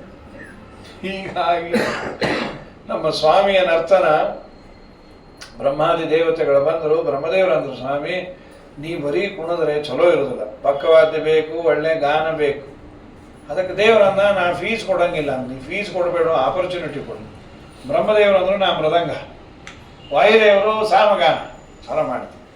ರುದ್ರದೇವರು ನಾವೇನು ಮಾಡ್ಬೇಕು, ನೀ ಏನೇನು ಮಾಡೋದು ಬೇಡ, ಸುಮ್ಮನೆ ನೋಡ್ತಾ ಕೊಡು ಅಂದರು. ಇಲ್ರಿ ನಮ್ಮದು ಒಂದು ಸೇವಾ, ಏನು ಮಾಡ್ತಿ, ತಾಳ ಹಾಕ್ತೀನಿ ಅಂತ. ನೀ ತಾಳ ಹಾಕೋ, ನಿನ್ನ ತಾಳಕ್ಕೆ ತಕ್ಕ ಕುಣಿಯಂಗಿಲ್ಲ ದೇವರು. ನೀನೇನು ಏನು ಗೊತ್ತೋ ತಾಳ ಹಾಕೋ. ಕೆಲವರು ಹೇಳೋದೊಂದು, ಅದು ಮಾಡೋದೊಂದು. ಪೂರ್ಣ ವಿರುದ್ಧವಾದೇ ತೋರಿಸ್ತಾ ಇರ್ತಾರೆ. ಚಲೋ ಕಂಠ, ಆದರೆ ಪೂರ್ಣ ತೋರಿಸೋದು ವಿರುದ್ಧ. ಚಲೋ ಹಾಡು ಶುರು ಮಾಡಿದ್ರು, ಆಕಾಶ ಭೂಮಿಗಳ ಅಂತ ಕೈ ಎತ್ಬಿಟ್ಟ. ಆಕಾಶ ಕೆಳಗೆ, ಭೂಮಿ ಮೇಲೆ. ಇದೇ ನಾನೇ ಸರಿ ಇಲ್ವೋ, ಇವನೇ ಉತ್ತಾನಪಾದ ರಾವೋ, ಏನಿದು? ಹಂಗೆ ನಮ್ಮ ಸ್ವಾಮಿಯ ನರ್ತನ ಶುರು ಆಗಿದೆ. ಡೊಳ್ಳಿನ ಮೇಲ್ಕೈಯ ಭರಮಪ್ಪ ಹಾಕ್ಯಾನು ಶಿವಪ್ಪ ತಾಳವ ಕುಟ್ಟಾನ್ ಮ್ಯಾಲ್. ಒಳ್ಳೊಳ್ಳೆ ಪದಗಾಲ ಹನುಮಪ್ಪ ಹಾಡ್ಯಾನು ಚಲವ ಕನಕಪ್ಪ ಕೊಣದಾನ್ ಮ್ಯಾಲ್. ದೇವಿ ನಮ್ಮ ದ್ಯಾವರು ಬಂದರೆ ಬನ್ನೀರೆ ನೋಡ ಬನ್ನೀರೆ, ಬನ್ನೀರೆ ನೋಡ ಬನ್ನೀರೆ. ಕರಿಯ ಹೊಳೆಯಲ್ಲಿ ತುರುಗಾಗಳ ಕಾಯುತ್ತಾ ಉರುಗಾನ ಹೆಡಮ್ಯಾಲ್ ಧುಮುಕಾನ್ ಮ್ಯಾಲ್. ಉರುಗಾನ ಹೆಡ ಮೇಲೆ ಹಾದೇರಿ ಕುಣಿವಾಗ ನಾದೇರಿ ವರವಾನ್ ಇತ್ತಾನ್ ಮ್ಯಾಲ್. ದೇವಿ ನಮ್ಮ ದ್ಯಾವರು ಬಂದರೆ ಬನ್ನೀರೆ ನೋಡ ಬನ್ನೀರೆ, ಬನ್ನೀರೆ ನೋಡ ಬನ್ನೀರೆ. ಅನೀನದ ಪದ್ಮಭವೋ ಮೃದಂಗಂ ಜಗೋ ಹನುಮನ್ ಜಗದಾಮಧೀಶಂ. ಅದರ ಜಯತ್ತಾನಗತಿ ಕಪರ್ದೀನ ನರ್ತ ಗೋಪಾಲಕ ಬಾಲಮೌಲಿ. ಇದು ರಾಜರ ರುಕ್ಮಿಣೀಶ ವಿಜಯಲ್ಲಿ ಕೊಟ್ಟ ಅದ್ಭುತವಾದ ಪಿಕ್ಚರ್ ಇದು. ಅದರ ಕನ್ನಡದ ತರ್ಜಮೆ ನಮ್ಮ ಕನಕದಾಸ. ಡೊಳ್ಳಿನ ಮೇಲ್ಕೈಯ ಭರಮಪ್ಪ ಹಾಕ್ಯಾನು ಶಿವಪ್ಪ ತಾಳವ ಕುಟ್ಟಾನ್ ಮ್ಯಾಲ್. ಏನು ದೇವರ ನರ್ತನ, ಒನ್ಸ್ ಮೋರ್ ಅಂತ ಯಾರು ದಾಸರಂತ. ತತ್ತ ದಿಮಿತ ತತ್ತ ದಿಮಿತ ತತ್ತ ದಿಮಿತ ಧಿಮಿಕೆಯನು ತರಿ ಆಡಿದನೆ, ಹರಿಯಾಡಿದನೆ. ಹರ ಪದಕಕ್ಕೆ ಯುರ ಕಿರೀಟವು ಧೀರ ಬಾಪುರಿಯದು ವೀರ ಒಳೆಯತನೆ. ಮಾರ ಜನಕ ಸುಕುಮಾರ ಸಾರ ಅಪಾರ ಗುಣ ಸಾಂದ್ರ ಮಹಿಮ ಹರಿ ತತ್ತ ತಧಿಮಿ ತದ್ಧಿಮಿಕಿ ಅನುತ ಹರಿಯಾಡಿದನೆ ಹರಿಯಾಡಿದನೆ. ಮಂದ ಗಮನೆಯರು ವೃಂದ ವೃಂದದಲ್ಲಿ ಅಂದ ಚಂದಮ ನೋಡುತ್ತೇನೆ ಆನಂದ ಗೋಪನ ಕಂದ ಮುಕುಂದ. ನಂದ ಗೋಪನ ಕಂದ ಮುಕುಂದ ನಿತ್ಯಾನಂದ ಹರಿ ತತ್ತ ತಧಿಮಿ ತದ್ಧಿಮಿಕಿ ಅನುತ ಹರಿಯಾಡಿದನೆ ಹರಿಯಾಡಿದನೆ. ಏನು ದೇವರ ಅವರೆಲ್ಲ ದೇವತೆಗಳು ಪೂರ್ಣ ತನ್ಮಯರಾಗಿ ನಿಂತರೆ ನಲಿವ ಅಂತ ದೇವರು. ಅವನಿಗಾಗಿ ಇನ್ನೆಲ್ಲವನ್ನ ನಿಲ್ಲಿಸಿ ದೇವರಿಗಾಗಿ ನಿಂತಿರ್ಬೇಕಂತ. ಸಾಮಾನ್ಯ ಉತ್ತರ ಕನ್ನಡ ಭಾಷಾದಲ್ಲಿ ಅಂತಾರಲ್ಲ, ಅದಕ್ಕ ನಿಂತಾನ್ ಬಿಡು ಅಂತ, ಅದಕ್ಕ ನಿಂತಾನ್ ಬಿಡು ಅಂದ್ರೆ ಇನ್ನೇನೇನೇನು ಮಾಡಂಗಿಲ್ಲ ಅಂತ. ಹಾಗೆ ಅವನು ದೇವರಿಗಾಗಿ ನಿಂತ ಅಂತಂದರೆ ದೇವರು ನಲಿತಾನಂತ. ಮಲಗಿ ಪರಮಾದರದಿ ಪಾಡಲು ಕುಳಿತು ಕೇಳುವ, ಕುಳಿತು ಪಾಡಲು ನಿಲ್ಲುವ, ನಿಂತರೆ ನಲಿವ. ಇವರೆಲ್ಲ ನಿಂತರು, ಅದಕ್ಕೆ ನಲದ. ನಲಿದರೆ ಒಲಿವೆ ನಾ ನಿಮಗೆಂಬ ಸುಲಭನೋ ಹರಿ. ತನ್ನವರ ಅರಗಳಿಗೆ ಬಿಟ್ಟಗಲನು ರಮಾಧವನ ಒಲಿಸಲರಿಯದೆ ಪಾಮರರು ಬಳಲುವರು ಭವದೊಳಗೆ. ಪಾಮರರು ಬಳಲುವರು ಭವದೊಳಗೆ. ದೇವರಿಗಾಗಿ ನಲಿದರೆ ಒಲಿವ, ನಿಂತರೆ ನಲಿವ. ಇವರೆಲ್ಲ ನಿಂತರು, ಅವನು ನಲದ. ಪುರಂದರದಾಸರು ನಲದರು, ಅದಕ್ಕೆ ಒಲಿವ ಒಲದ. ತಂಬೂರಿ ಮೀಟಿದವ ಭವಾಬ್ದಿ ದಾಟಿದವ ತಾಳವ ತಟ್ಟಿದವ ಅಂಥೇಳಿ ಅದ್ಭುತವಾದ ದೇವರ ನರ್ತನ. ಇದು ನೋಡಿ ನಾವು ಭಾಗವತದಲ್ಲಿ ಕಾಣ್ತೇವೆ. ಇದನ್ನೇ ನೋಡಬೇಕು ಅಂತ ವ್ಯಾಸರಾಜರು ಪ್ರಾರ್ಥನೆ ಮಾಡಿದಾಗ ದೇವರು ತೋರಿಸಿಬಿಟ್ಟ. ಅಂದ್ರೆ ಎಂಥ ದೊಡ್ಡ ಯೋಗ್ಯತೆ. ವ್ಯಾಸರಾಜರು ಕೇಳಿದ್ರು, ಸ್ವಾಮಿ ಭಾಗವತದಲ್ಲಿ ಕೇಳಿವೋ, ಅದನ್ನು ಲೈವ್ ನೋಡಬೇಕು. ಆಯ್ತು ತೋರಿಸ್ತೇನೆ ಅಂತ ಯಾವತ್ತೋ ಕೇಳಿದ್ರು ಪುಣ್ಯಾತ್ಮರು. ಎಂದೂ ಬಿಚ್ಚಲಾಗದ ಪಂಢರಪುರದಲ್ಲಿ ಸಿಕ್ಕ 2 ಸಂಪುಷ್ಟ. ಒಂದು ಗೋಪಿನಾಥ ದೇವರು, ಅದು ಶ್ರೀಪಾದರಾಜರು ಪೂಜೆಯನ್ನು ಮಾಡ್ತಾ ಇದ್ರು ರಂಗವಿಠಲ ಸಿಕ್ಕಿತ್ತು. ಇನ್ನೊಂದು ಕೃಷ್ಣ ರುಕ್ಮಿಣಿ ಸತ್ಯಭಾಮ ಸಮೇತ. ಅದು ಎಂದೂ ಬಿಚ್ಚಲಿಕ್ಕಾಗಿರ್ಲಿಲ್ಲ, ಸೀಲ್ ಮಾಡಿದಾಗಿತ್ತು. ವ್ಯಾಸರಾಜರಿಗೆ ನೀವು ಪೂಜೆ ಮಾಡಿ ಅಂತ ಹೇಳಿದಾಗ ಅದು ದಿನ ನೋಡೋರು. ಆ ಸಂಪುಷ್ಟಕ್ಕೆ ಬರೀ ಅಭಿಷೇಕ, ಇವ್ರಿಗೇನೋ ಭಕ್ತಿಯ ಭರಾಟೆ ಇಲ್ಲಿ ತೆಗೆದರೆ ಒಳ ಕೃಷ್ಣ. ಆನಂದ ಆಯ್ತು. ಶಾಲಿಗ್ರಾಮವನ್ನು ತಾಳ ಹಾಕ್ತಾ ಆಡಿದನೋ ರಂಗ ಅದ್ಭುತದಿಂದ ಶುರು ಮಾಡಿದರೆ ದೇವರು ಕುಣಿತಾನೆ. ಇದೇನಿದು, ನಮ್ಮ ಕೂಸು ಪೂಜೆ ಮಾಡು ಅಂತಂದ್ರೆ ಏನು ಭುಜಂಗಸಕ್ಕೆ ಬಂದ್ಬಿಟ್ರ? ಕಡೆಯಲ್ಲಿ ಹಾಡು ಹೇಳ್ತಾರೆ ಅಂದ್ರೆ ಇದೇನಿದು? ಸಂಧಿಯಿಂದ ನೋಡಿದ್ರೆ ಕೃಷ್ಣ ಕುಣಿತಾ ಇದ್ದ. ಏನು ಆನಂದೋ ಶ್ರೀಪಾದರಾಜರಿಗೆ. ಕೃಷ್ಣಂಗೆ ಸಂಕೋಚ ಆಯ್ತು, ನಾ VIP ಹಿಂಗೆಲ್ಲ ಕುಣಿದ್ರು ಮತ್ತೆ ಇವರೆಲ್ಲ ಆ ಕ್ಯಾಮ್ರಾ ಈ ಕ್ಯಾಮ್ರಾದಲ್ಲ. ಕೃಷ್ಣ ಕುಣಿಲಿಕ್ಕೆ ಹತ್ತಾನ ಕೃಷ್ಣ ಅಂದ್ರೆ ಕಷ್ಟ. ಭಂಗಿ ವ್ಯತ್ಯಾಸ ಮಾಡಿ ನಿಂತ ಅಂತ ಕುಂದಾಪುರ ವ್ಯಾಸರಾಜ ಮಠದಲ್ಲಿ ಇವತ್ತು ಭಂಗಿ ವ್ಯತ್ಯಾಸ ಮಾಡಿ ಇದನ್ನ ದರ್ಶನ ಮಾಡಿಕೊಂಡ ಮಹಾನುಭಾವರು ಅಂದ್ರೆ ವ್ಯಾಸರಾಜರ. ದೇವರ ನರ್ತನವನ್ನ ಲೈವ್ ದೇವರು ಕೂಡ ತೋರಿಸ್ಬೇಕು. ಎಂತ ಭಾಗ್ಯ ರೀ, ತುಂಬ ದೊಡ್ಡ ಭಾಗ್ಯ. ಆದ ಮೇಲೆ ಅದ್ಭುತವಾದ ನರ್ತನ. ಎಲ್ಲರೂ ಒನ್ಸ್ ಮೋರ್ ಅಂತೀಯಾರ ದೇವತೆಗಳು. ಆಮೇಲೆ ಅವರೆಲ್ಲ ಅಂದ್ರು ನಾಗಪತಿಯವರು, ದಯಮಾಡಿ ಸುಮ್ಮನಿರವ ನೀವು, ಏನು ಒನ್ಸ್ ಮೋರ್ ಅಂತೀರಿ? ಅದು ಸ್ಟೇಜ್ ಅಲ್ಲ, ರವೀಂದ್ರ ಕಲಾಕ್ಷೇತ್ರ ಅಲ್ಲ, ಇಡೀ ರಂಗಮಂದಿರ ಅಲ್ಲ, ನಮ್ಮ ಯಜಮಾನರ ತಲೆಯವು ರಕ್ತ ಕಾರ್ತಿಯಾರೆ. ನಿಮಗೆ ಅಷ್ಟು ಬೇಕು ಅಂತಂದ್ರೆ ಇನ್ನೊಮ್ಮೆ ಯೂಟ್ಯೂಬಲ್ಲಿ ನೋಡ್ರಿ. ನೀವು ಒನ್ಸ್ ಮೋರ್ ಅಂದ್ರೆ ನಮ್ಮವ್ರು ನೋ ಮೋರ್ ಆಗಿ ಬಿಡ್ತಾರೆ. ಏನು ಒನ್ಸ್ ಮೋರ್ ಅದು ಅಂತ ಹೇಳಿ. ಏನು ಅವ್ರ ಸ್ತೋತ್ರ ಇಷ್ಟು ಚೆನ್ನಾಗಿದೆ. ನ್ಯಾಯೋ ಹಿ ದಂಡಕೃತ ಕಿಲ್ಬಿಷೇಸ್ಮಿನ್ ತವಾವತಾರಕ್ಕಲ ನಿಗ್ರಹಾಯ ರಿಪೋಸ್ಸುತಾನಾಮಪಿ ತುಲ್ಯದೃಷ್ಟೇಃ ದತ್ಸೇಧಮಂ ಫಲಮಿವಾನುಶಂಸ್ಯಂ. ನ್ಯಾಯೋ ಹಿ ದಂಡಃ. ಕೃಷ್ಣನನ್ನ ಬೈಲಿಲ್ಲ. ಕೃಷ್ಣ ನೀವು ಒದ್ದದ್ದೇ ಚಲೋ ಅಂದ್ರೆ ನ್ಯಾಯೋ ಹಿ ದಂಡಃ. ಯಾಕೆ? ನನ್ನ ಯಜಮಾನ ಮಹಾಪಾಪ ಮಾಡಿದ್ದಾನೆ, ನೂರಾರು ಜನರ ಪ್ರಾಣ ಹರಣ ಮಾಡಿದ್ದಾನೆ. ಕೃತ ಕೆಲ್ಬಿಷೇಸ್ಮಿನ್ ತವಾವತಾರ ಖಲ ನಿಗ್ರಹಾಯ. ನಿನ್ನ ಅವತಾರವೇ ದುಷ್ಟರನ್ನು ನಿಗ್ರಹ ಮಾಡಲಿಕ್ಕೆ ಇವನೊಬ್ಬ ದುಷ್ಟ. ನೀವು ಒದ್ದಿದ್ದೆ ಚಲೋ. ನೀನು ನನ್ನ ಗಂಡ ಮಾತ್ರ ಈ ಕೆಲಸ ಮಾಡಿದಿ ಅಂತ ಒದ್ದಿಲ್ಲ, ನಿನ್ನ ಮಗನೇ ಈ ಅಪರಾಧ ಮಾಡಿದ್ರು ಅವನು ಹೀಗೆ ಒದಿತಾ ಇದ್ದೆ. ಇದನ್ನ ಮಾತಾಡ್ತಾರೆ. ನಿನಗೆ ಸರ್ವಥಾ ವೈಷಮ್ಯ ಇಲ್ಲ. ರಿಪೋಹೋ ಸುತಾನಾಮಪಿ. ರಿಪು ಅಂದ್ರೆ ಶತ್ರು, ಸುತ ಅಂದ್ರೆ ಮಗ. ಇಬ್ಬರಿಗೂ ಒಂದೇ ತರ ಟ್ರೀಟ್ಮೆಂಟ್ ಕೊಡೋ ನೀನು. ಅಲ್ರಿ ದೇವರು ತನ್ನ ಮಗನಿಗೆ ಹೀಗೆಲ್ಲ ಒದ್ದಾನೆ, ನರಕಾಸುರನ್ನು ಒದ್ದಾನೆ, ದೇವರ ಮಗನೇ ಅವನು. ರಿಪೋ ಸುತಾನಾಮಪಿ ತುಲ್ಯ ದೃಷ್ಟೇ ದತ್ಸೇದಮಂ ಫಲಮೇವಾನು ಶಂಸ್ಯಂ. ನಮ್ಮಪ್ಪ ನಮಗೊಂದಿಲ್ಲಿ ತಿಳಿಯಲಾಗದ ಗಂಟು ಏನದು ಗಂಟು? ನಮ್ಮ ಯಜಮಾನಿಗೆ ಏನು ಪುಣ್ಯ ಮಾಡಿದ್ದು? ಯಾಕೆಂದು 3 ತಾಸು ಅವನ ತಲೆ ಮೇಲೆ ನರ್ತನ ಮಾಡಿದ್ವಿ. ಬ್ರಹ್ಮಾದಿಗಳೆಲ್ಲ ನಿನ್ನನ್ನು ನೋಡೋ ಭರಾಟೆಯಲ್ಲಿ ನನ್ನ ಗಂಡನ ಮೇಲೂ ಒಂದೆಷ್ಟು ದೃಷ್ಟಿ ಬಿಟ್ರಲ್ಲ, ಎಷ್ಟು ಪುಣ್ಯ ಅದು. ನಿನ್ನ ಪಾದದ ಧೂಳು ಸಿಗಬೇಕಾದ್ರೆ ಕೋಟಿ ಕೋಟಿ ಜನ್ಮದ ಪುಣ್ಯ ಬೇಕು. ಕಸ್ಯಾನು ಭಾವೋಸ್ಯ ನ ದೇವ ವಿದ್ಮಹೆ ತವ ಅಂಗ್ರಿರೇಣು ಸ್ಪರ್ಶಾಧಿಕಾರ. ನಿನ್ನ ಅಂಗ್ರಿ ರೇಣುಗಳನ್ನು ಸ್ಪರ್ಶ ಮಾಡುವ ಅಧಿಕಾರ ಯಾವ ಜನ್ಮದ ಪುಣ್ಯ? ತವಾಂಗ್ರಿರೇಣು ಸ್ಪರ್ಶಾಧಿಕಾರ ಯದ್ ವಾಂಛಯ ಶ್ರೀಲಲನ ಆಚರತ್ತಪ. ಲಕ್ಷ್ಮೀದೇವಿ ನಿನ್ನನ್ನ ಮದುವೆ ಆದದ್ದು ನಾನು ನಾರಾಯಣಾಚಾರ್ಯ ಹೆಂಡತಿ ಅಂತ ಹೇಳ್ಕೊಳ್ಳಿಕ್ಕಲ್ಲ, ಪರಮಾತ್ಮನ ಪಾದದ ದಾಸಿ ಅಂತ ಹೇಳ್ಕೊಳ್ಳಿಕ್ಕೆ ನಿನ್ನಲ್ಲಿ ಅಗ್ರ ಆಗ. ಅಂಥ ಪಾದವನ್ನು ಮುಟ್ಟುವ ಭಾಗ್ಯ ನಮ್ಮ ಈ ಗಂಡನಿಗೆ ಬಂತೆಲ್ಲಿಂದ? ಯದ್ವಾಂಚಯ ಶ್ರೀಲಲನ ಆಚರತ್ತಪ ವಿಹಾಯ ಕಾಮಾನ್ ಸುಚಿರಂ ಧೃತವ್ರತ.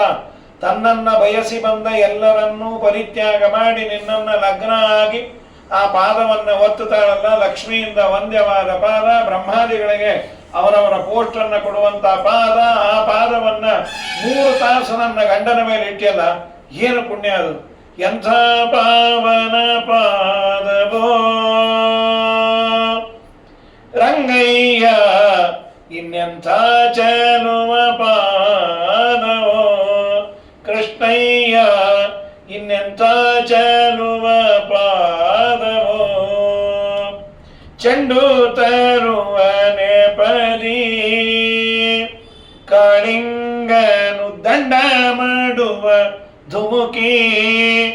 ಚಂಡ ಕಾಳಿಂಗನ ಮಂಡೆಯೋಳು ಪದ ಪುಂಡರೀಕವನಿಟ್ಟು ತಾಂಡವನಾಡಿದ ಎಂಥ ಪಾವನ ಪಾದವೋ. ಶ್ರೀಮದಾಚಾರ್ಯರಂದರು ನಾಗಪತ್ನಿಯರು ಸ್ತೋತ್ರ ಮಾಡಿದಾಗ ದೇವರು ನಿಲ್ಲಿಸ್ದ ಅಂತ ಇದೆ ಭಾಗವತದಲ್ಲಿ. ದೇವರು ತಕ್ಷಣ ನಿಲ್ಲಿಸ್ದ. ಯಾಕೆ ನಿಲ್ಲಿಸಿದ್ದು?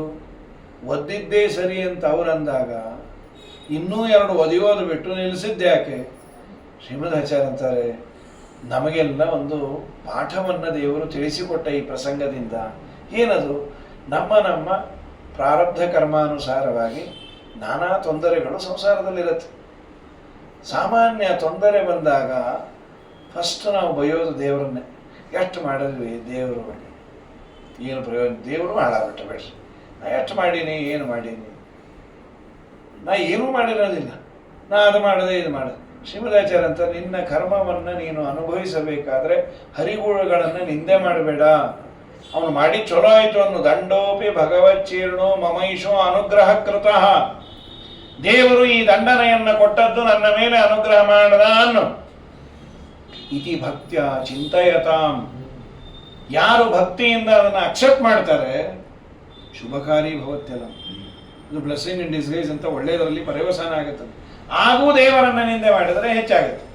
ಈಗ ನೋಡಿ, ನಮಗೆ ಬಂದ ಸಮಸ್ಯೆಗಳನ್ನು ದೇವರನ್ನು ನಿಂದೆ ಮಾಡಿದರೆ ಕಡಿಮೆ ಏನಾಗುವುದಿಲ್ಲ, ಅನಿವಾರ್ಯವಾಗಿ ಅನುಭವಿಸಲೇಬೇಕು.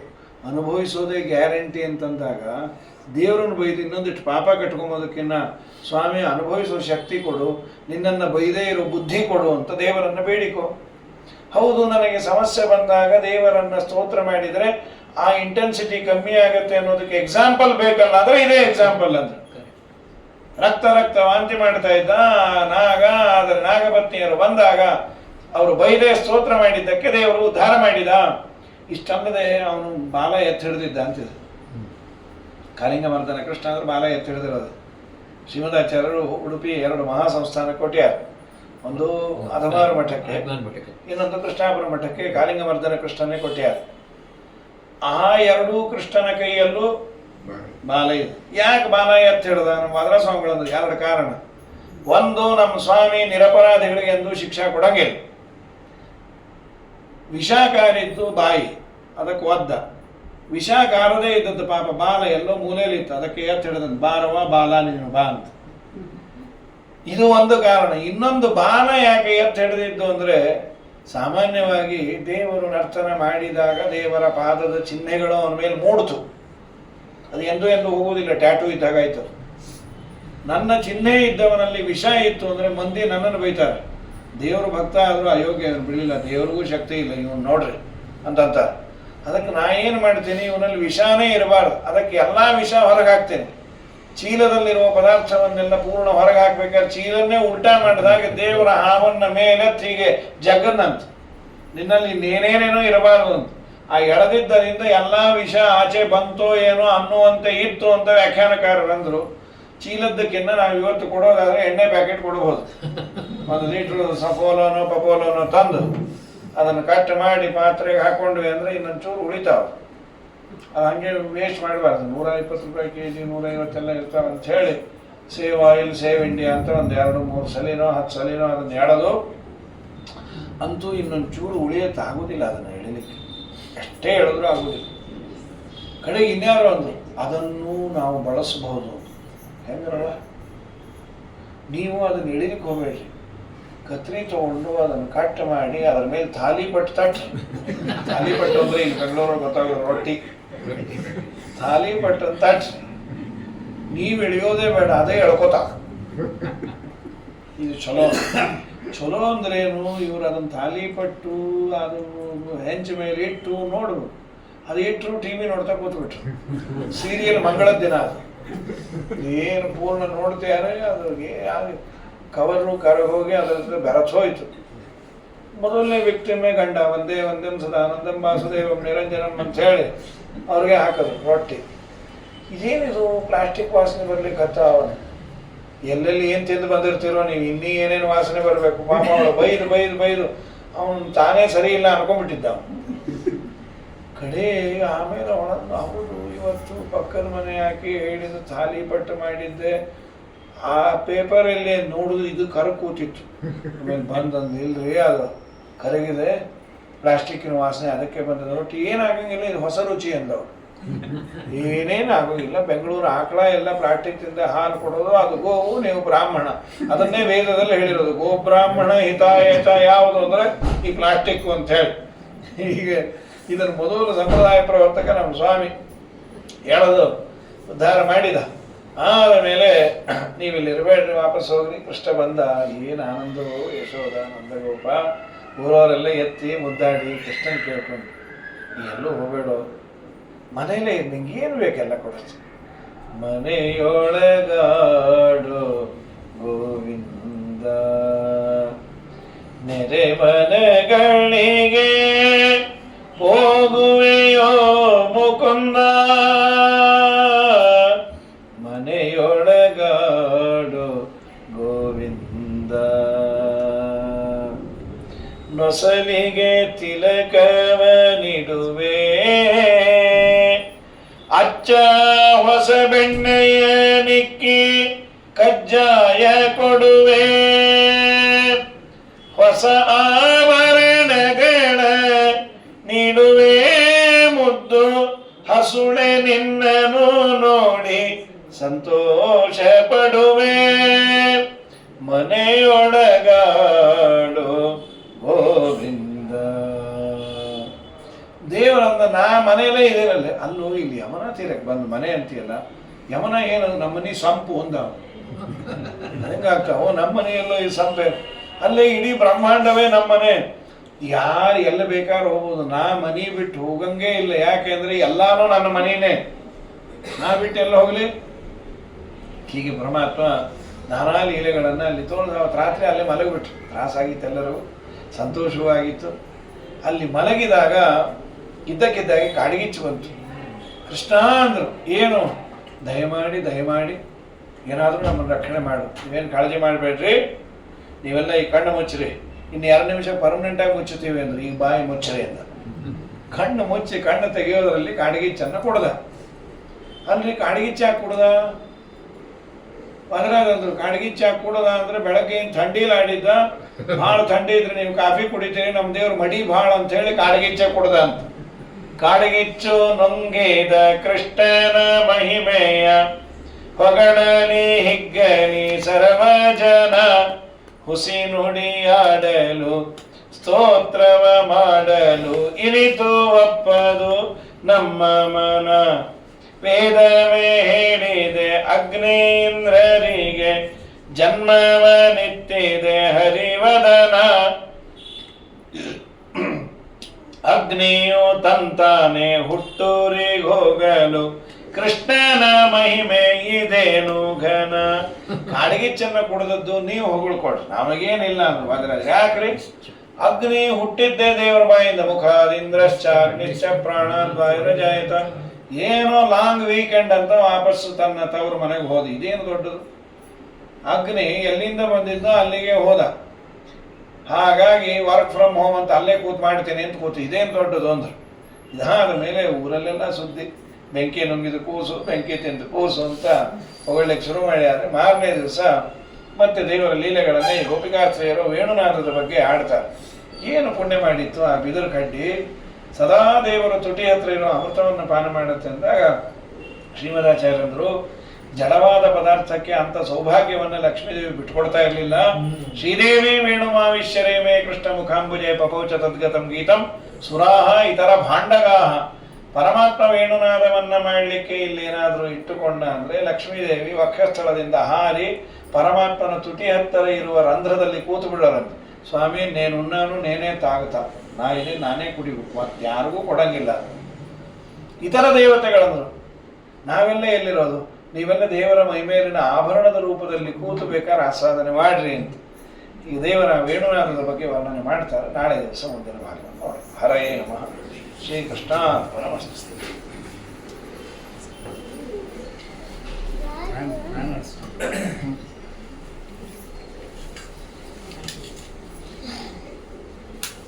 ಸ್ವಾಮಿ ನಾಳೆ ಗೋವರ್ಧನಗಿರಿ. ಗೋವರ್ಧನ ಪರ್ವತ ಯಾರಾದ್ರೂ ಮಾಡ್ತೀರಾ ನಾಳೆಗೆ? ಈ ಬಿಸಿಲಿಗೆ ನಮ್ಮ ತಲೆ ಮೇಲೆ ಗೋವರ್ಧನಗಿರಿ ಇದ್ದಾಗಿದೆ. ಈಗೆಲ್ಲರೂ ಒಂದೆರಡು ಗೋವರ್ಧನ ಕಾಯಿ ತಂದುಬಿಡ್ರಿ ಅಷ್ಟೇ. ಮಳೆ ಸೂಚನೆ ಬಂದು ಆಚಾರ್ಯ ಇವತ್ತು ಎಲ್ಲಿ ಇಲ್ಲಿ ಬರ್ತಾರೆ ಈಗ. ಇದು ಗುಡುಗು ಎಲ್ಲ ಬರ್ತಾರೆ, ಗುಡುಗು ಮಿಂಚು ಎಲ್ಲ. ಹೌದು, ಮಳೆ ಹೌದೇನ್ರಿ? ನೀವು ಇಷ್ಟು ವಿರಾಟ್ ಪರ್ವ ಹೇಳಿದ್ರೆ ಗೊತ್ತಾ? ಅಯ್ಯೋ, ಮಹಿಮಾ ನಮಗೆಲ್ಲ